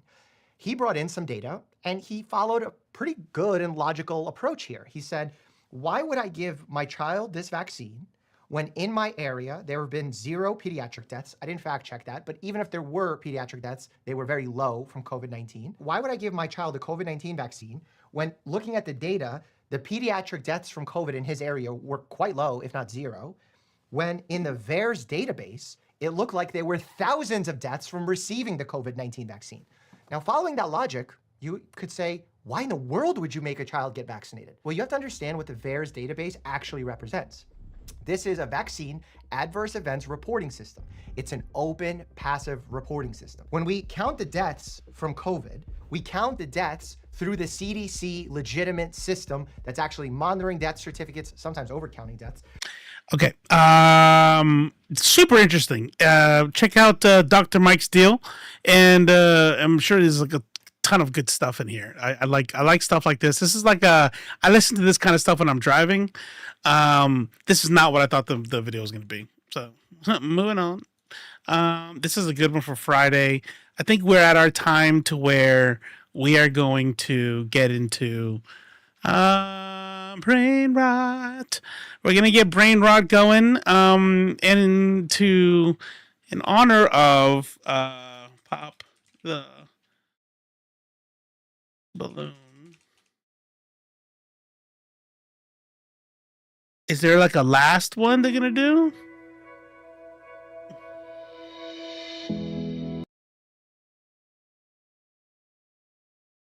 Okay.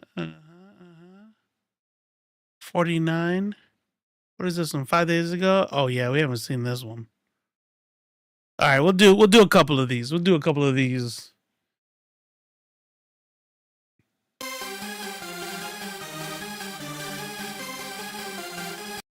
Go ahead and pop your balloon, and I'll go over to you and see why you ended up popping it. Go ahead and bring out our first single guy. Hello, welcome in. How you doing? Good, how are you? Fantastic, thanks for asking. And what's your name? My name's Rome. Rome, how old are you? Good night, Dr. Midnight. And what do you do? So I'm a plumbing technician certified. I'm a Marine Corps combat veteran. I also do, I'm a Marine Corps combat or a Marine Corps commercial model as well. Okay. I've done anything you can think of. It's a long ass customer chain. Service representative to dispatch to software implementation, skydiving, whatever you have it. Wow, okay. Well, thank you for your service, first off. Appreciate you, thank you so much. And now, what are some things you like to do for fun? So what I like to do for fun is, main thing is I like to work on personal development, right? Okay. As if you know your Queer love. St. Louis. Pop the balloon or find. Oh, this is St. I wonder how that St. Louis one is.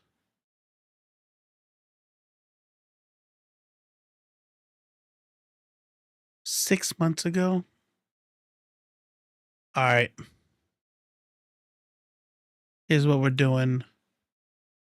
You know, me and my straightness, I kind of like it's not fair, but you know, that's life. Life's not fair. But I did say I was gonna also do some queer ones, so we're gonna do that.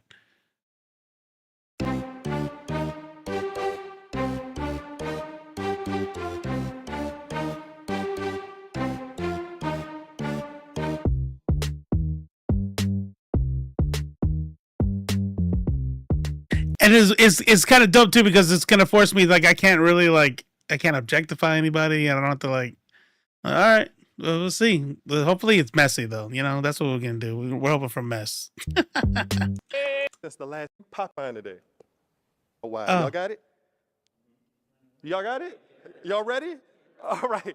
Speaking of familiar faces, without further ado, y'all may have seen him on episode 4. He is back. He did my hair a few days ago. Welcome back, Kale. Back again. What's up? What's going on? How you doing? Yeah, how you doing? So remind us what you do. I do hair for a living. He does hair for a living. And so explain your experience on episode 4. Like Kale, yeah. You're back again. And tell us why you're back again. Because I didn't find love. Oh, okay, yeah. I heard the same thing though. So that's really it. Back and what you drinking on? Hennessy. Okay. So what you trying to find today? Something.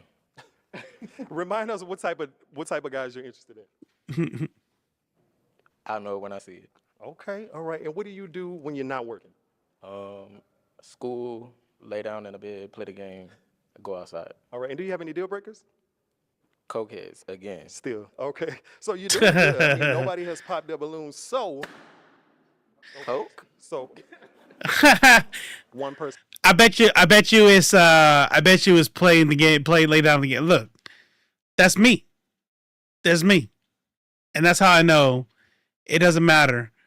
If I go up there and I say what I'm really doing, the way that they pick these people, influencers and shit, and they're like, nah. Cocaine. So let's see what happens. You can still get triggered if they're tall. You can.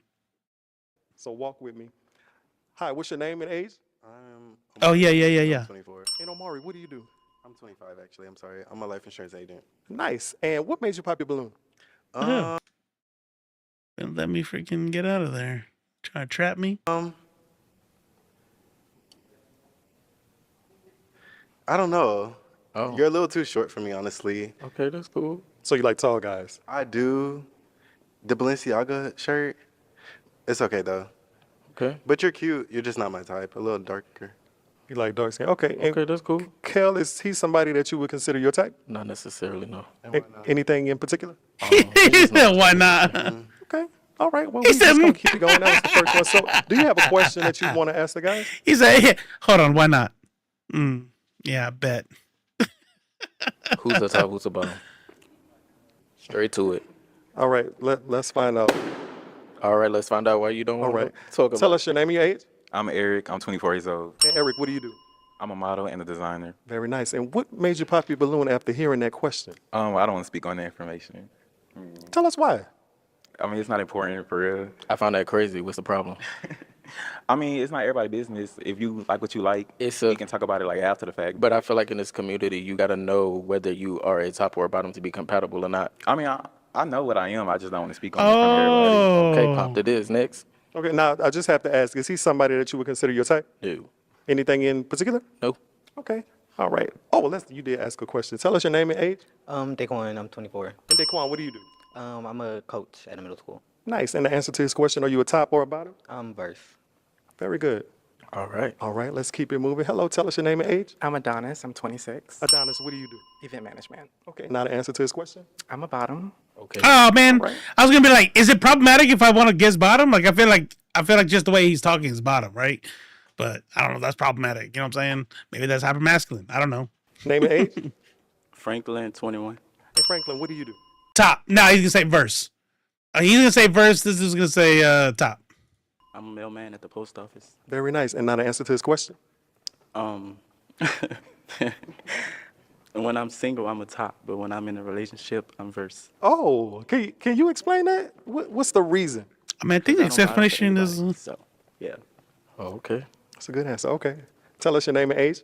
Dwayne, and 25. And Dwayne, what do you do? I work for Amazon. Nice. And top or bottom? It's the same thing he said. I'm a top when I'm single, a verse when I'm in a relationship. That's fascinating. Fascinating. You know what is fascinating about this? So check this out. Check this out.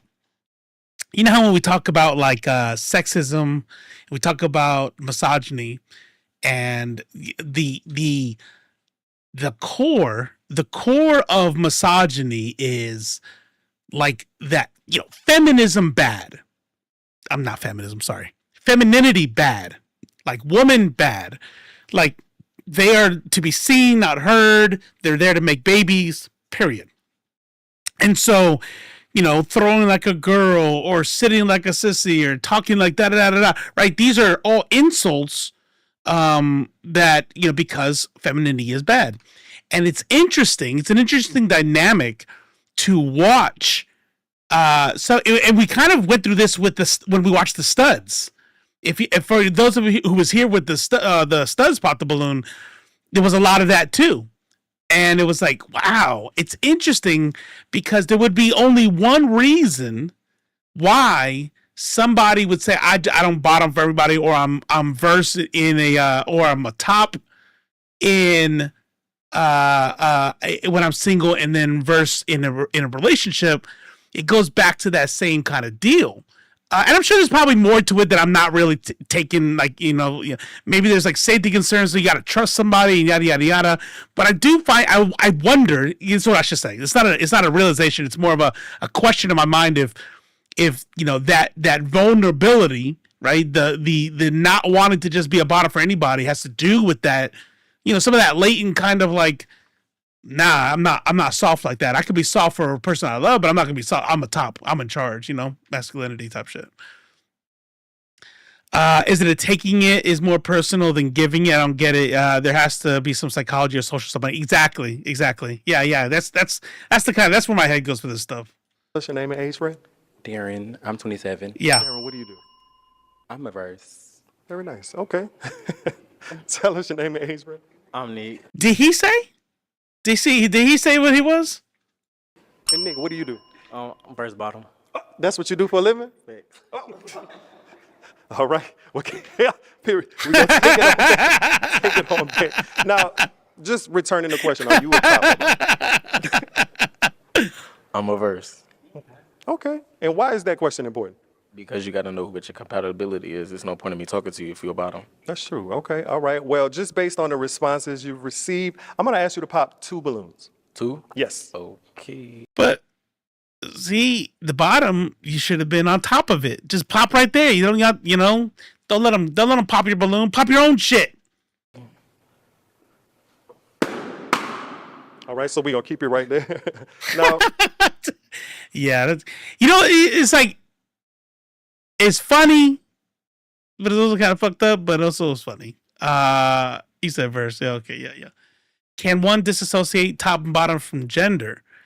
I'm sure one could, especially if they were non-binary. And the fact that I am not, and I don't think I'm not thinking really along terms of gender.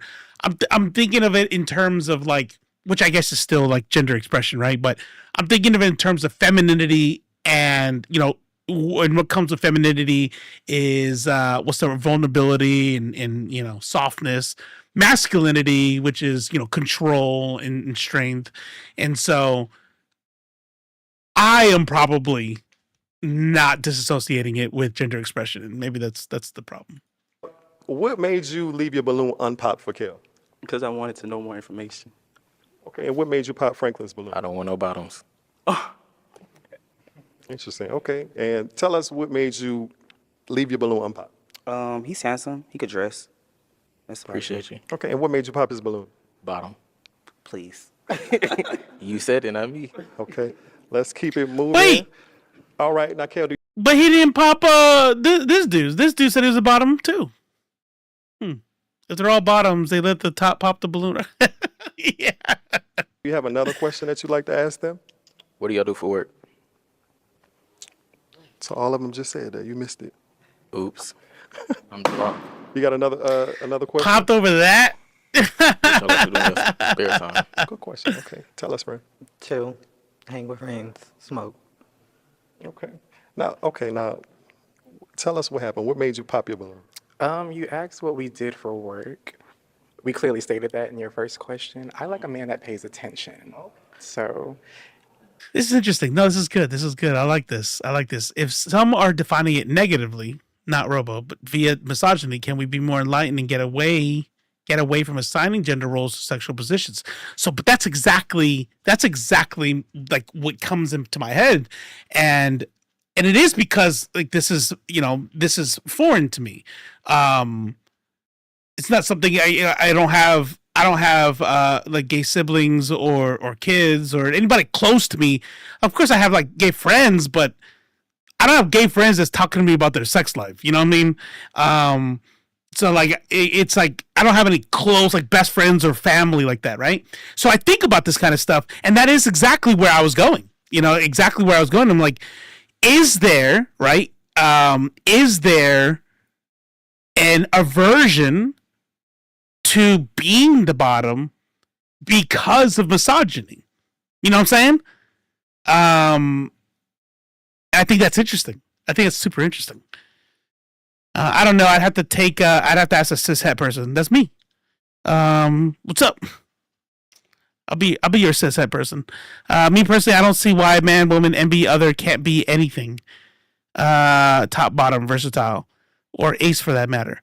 Oh, I don't know that anybody thinks they can't be, but I think that from a heteronormative perspective, with the mechanics of taking and receiving, they're generally assigned to, masculine and femininity. Not that is right? My question is more along the lines of, if there is somebody who has an aversion to being a bottom, could that be, some sort of like holdover sexism from, a heteronormative culture? Yeah. If you're not listening to me, that's going to be a problem. It's cool. Any thoughts on it? I don't have any thoughts. Okay, all right, we're going to keep it moving. Where we at here? Okay, and what do you do in your spare time? That was your question? Yep. I like to shop. I like to hang out with friends and eat. That's like what I do. Okay. All right, and keeping it moving. And Nick, what do you do in your spare time? In my spare time, I really just be chilling at home. Outside of chilling at home, I be out with my friends. I like to travel, just explore the city. All right, we're going to keep it moving. Kel, just based on their response and just your overall experience of the guys, go ahead and pop one balloon. All right. He said, all right. Let's keep it up here. It's the shopping. It's the shopping. Friend, you Watch. left your balloon unpopped. Tell us why. He's handsome. That's it. Appreciate you. And what made you pop his balloon? He's just not really my type. Anything in particular? He's a little more femme than I like. You like masculine guys? I wouldn't necessarily say masculine, but not too femme. Okay. See, so okay, still hold two on, balloons. time out. Yeah, exactly. Yeah. Not for you. Think about it, okay? Think about it. I know that this is very like gender role specific, right? And so I always have to like kind of, and you guys know that, but I'm kind of like talking out loud for myself. It's like, I gotta remember we're talking about like a cis het, right? An allosexual, like the normative culture, whatever that is. So I understand that. But taking that, having said that, think about what just happened here. Doesn't want any bottoms, right? And then we go, well, can't we like take that away from gender expression? Even if we're talking about masculinity and femininity, doesn't matter, right? But here we have somebody that doesn't want anybody who's a bottom and popping balloons on people who act too feminine because he said he's too femme for me. So he likes masculinity. So there's already that connection between tops and bottoms and femininity and masculinity. Now, what I would want to ask somebody in the gay community who's sexually active in the gay community is, would it be unusual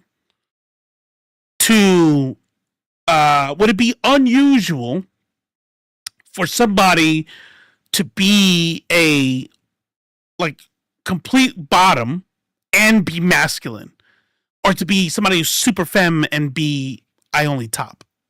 That would be a question to have. Still doing well. Now I'm going to ask the guys, do any of you have a question for Kel? Okay. What's your question? How old are you? My bad. 28.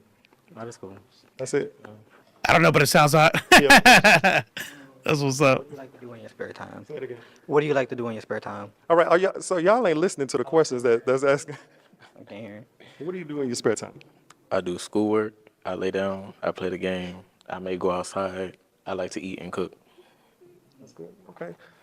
So just based on the answer so far, go ahead and pop one balloon. We're not listening. And what made you hold on to your balloon for so long? I just wanted to know more. And what made you pop The rock and rock bottom. Like I said in the last episode, I'm not really attracted to people who got the piercing right there. Okay. It can always come out. But cool. It could come out. It's okay. All right. So, Nick, we're just going to bring you up since you're the last one with the balloon. Step over here a little bit. All right. Now, any final questions before my final question? No, go ahead. You toxic? No. Great. I can't He said he's toxic. Actually, how old are you? 26. Okay. Any more questions? Nope. All right. So my question, is it going to be a yes from you for him? I'll say yeah. And is it going to be a yes from you for him? Yeah. All right. We just got a match. Make some noise. Look at him y'all. blushing. All right. That's So I'm gonna dope. take your That's mic. dope. Hey, go ahead. All right. All right. All right, so Randy we're going Orton to keep called this thing John going. Cena And you know Zero. what? I love that this is my show because I get to do whatever I want. Before we bring the next guy out, I'm just curious. Let's see. What are you here for? What are you hoping to gain out of this? We being honest? Yeah. Oh, okay, I'm here for the Kiki.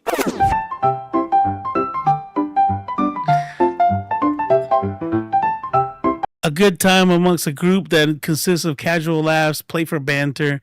Oh, Kiki, like ha ha ha. Okay, got it. Get the. So you're not here to find love? Nah, if it happen to happen, if it don't, then it don't. Escort him to the... No, I'm just playing. Okay, let's see. Let's see who else we got. What are you here for, friend? The Kiki as well. Okay, they're going to chew y'all out in the comments. Is anybody here to find queer love by a show of hands? If there's someone. Oh, that's Tell funny. Yeah, I'm here to find a man. Long term. Okay, and what's been a big challenge in dating in the queer community? Oh, that's a good question. Honestly, I would have to say like the pickiness. It's very shallow. Very shallow. Okay, so we're going to hope to eradicate some of that shallow behavior with our next single guy.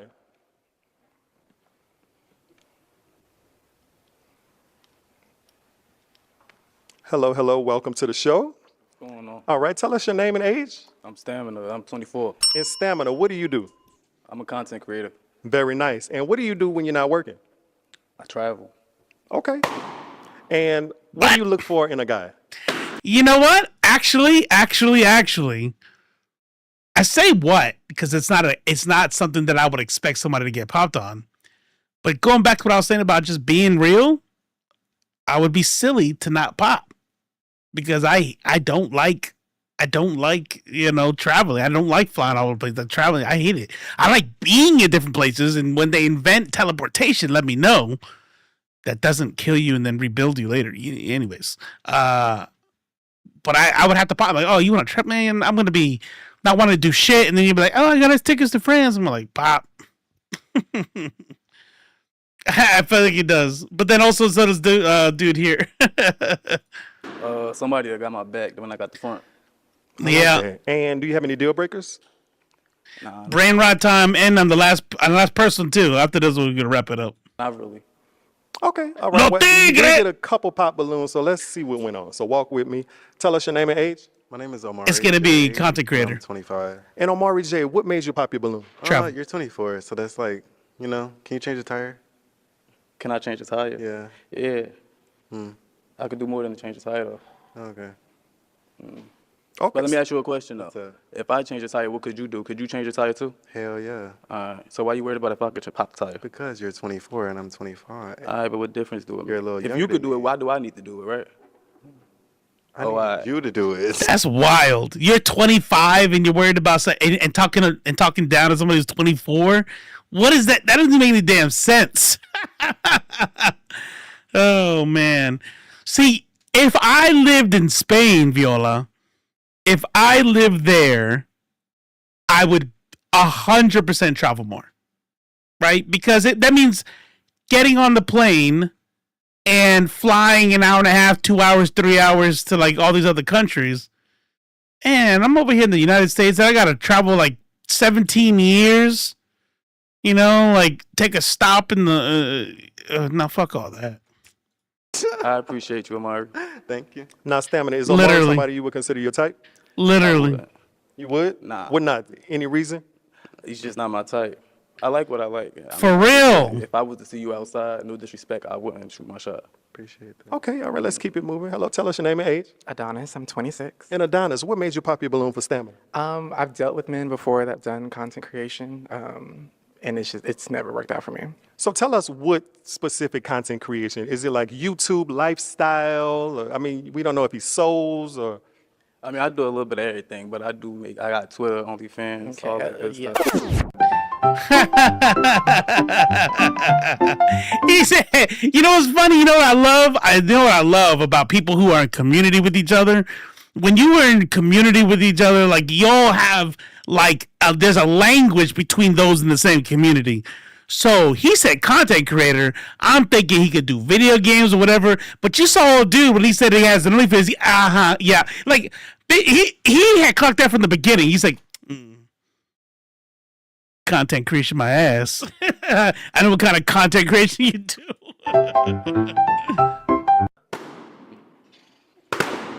Yeah, that was that. That was that.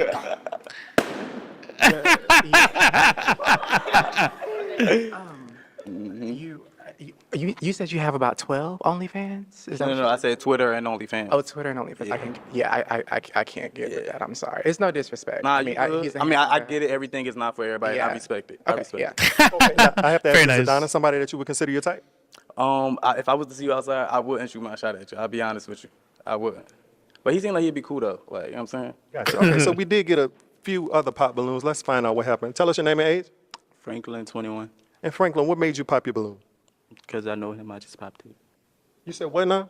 Because I just popped it. Oh, no reason. No reason. Okay, is he your type, or do you think? I know why you popped it. You popped it because you're a follower, and you had it held on the whole time. He's like, man, I'm not gonna be the only one not popping. I'm gonna look like a dumbass. That's a you were a follower. That's what happened.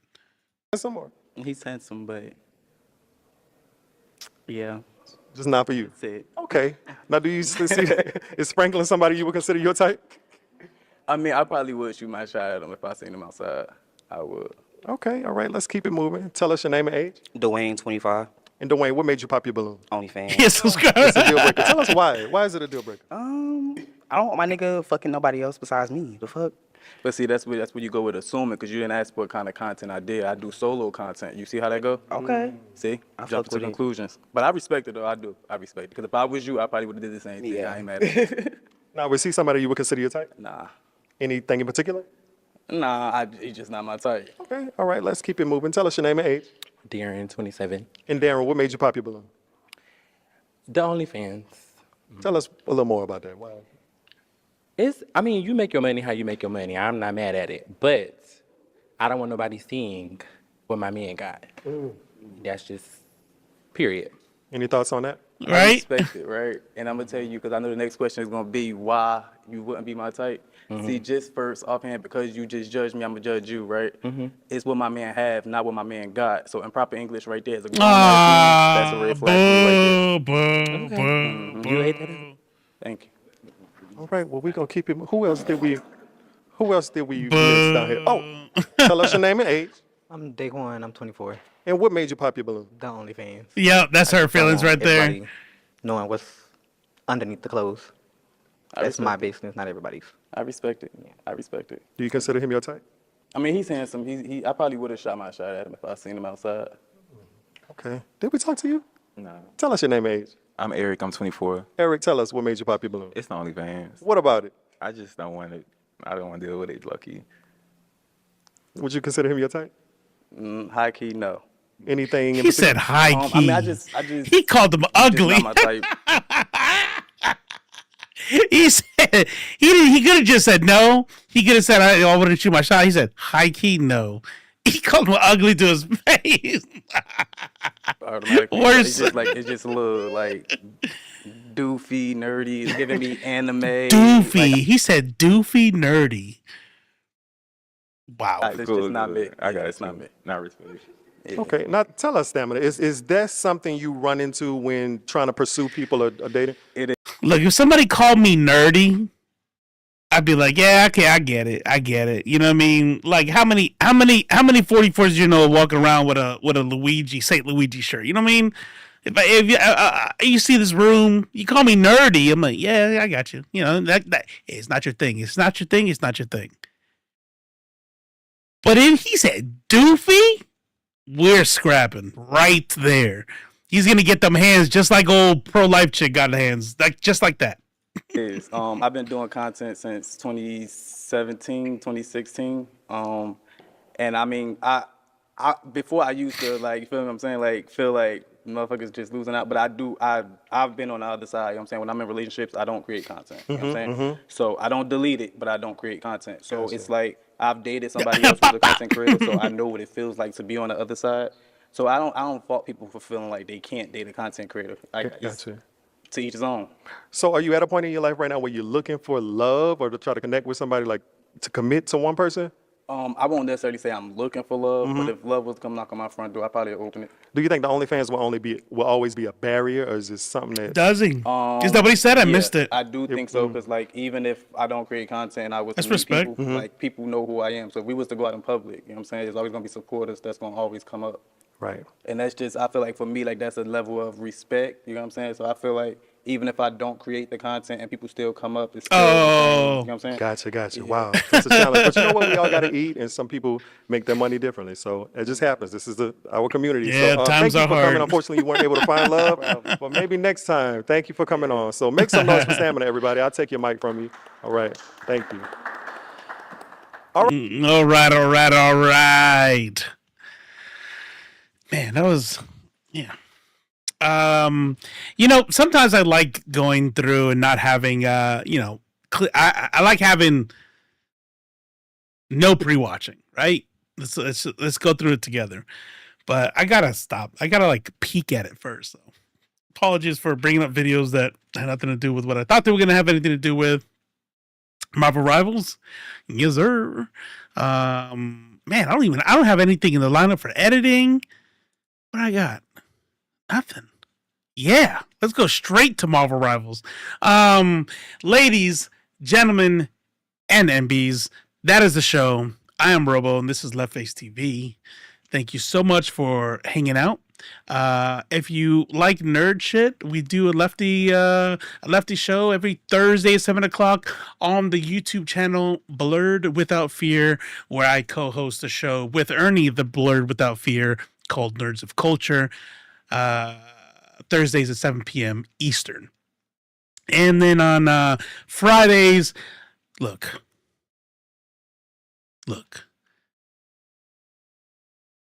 I say with all the most sincere intention in the world that I'm going to stream on Friday. Just keep your ears out, your eyes and ears out for notifications. But look, sometimes weeks are long, and the wife comes back and she's tired, and she's like, well, if you stream now, then I'm gonna be asleep by the time you get up, and I want to watch this. And I'm like, nah, you're right, let me spend some time with you. I'll stream after. And then I don't. And look, I stream Mondays and Thursdays and some Fridays, so look out for me. Mondays and Thursdays, you'll get those. Probably Fridays, maybe Fridays, something like that.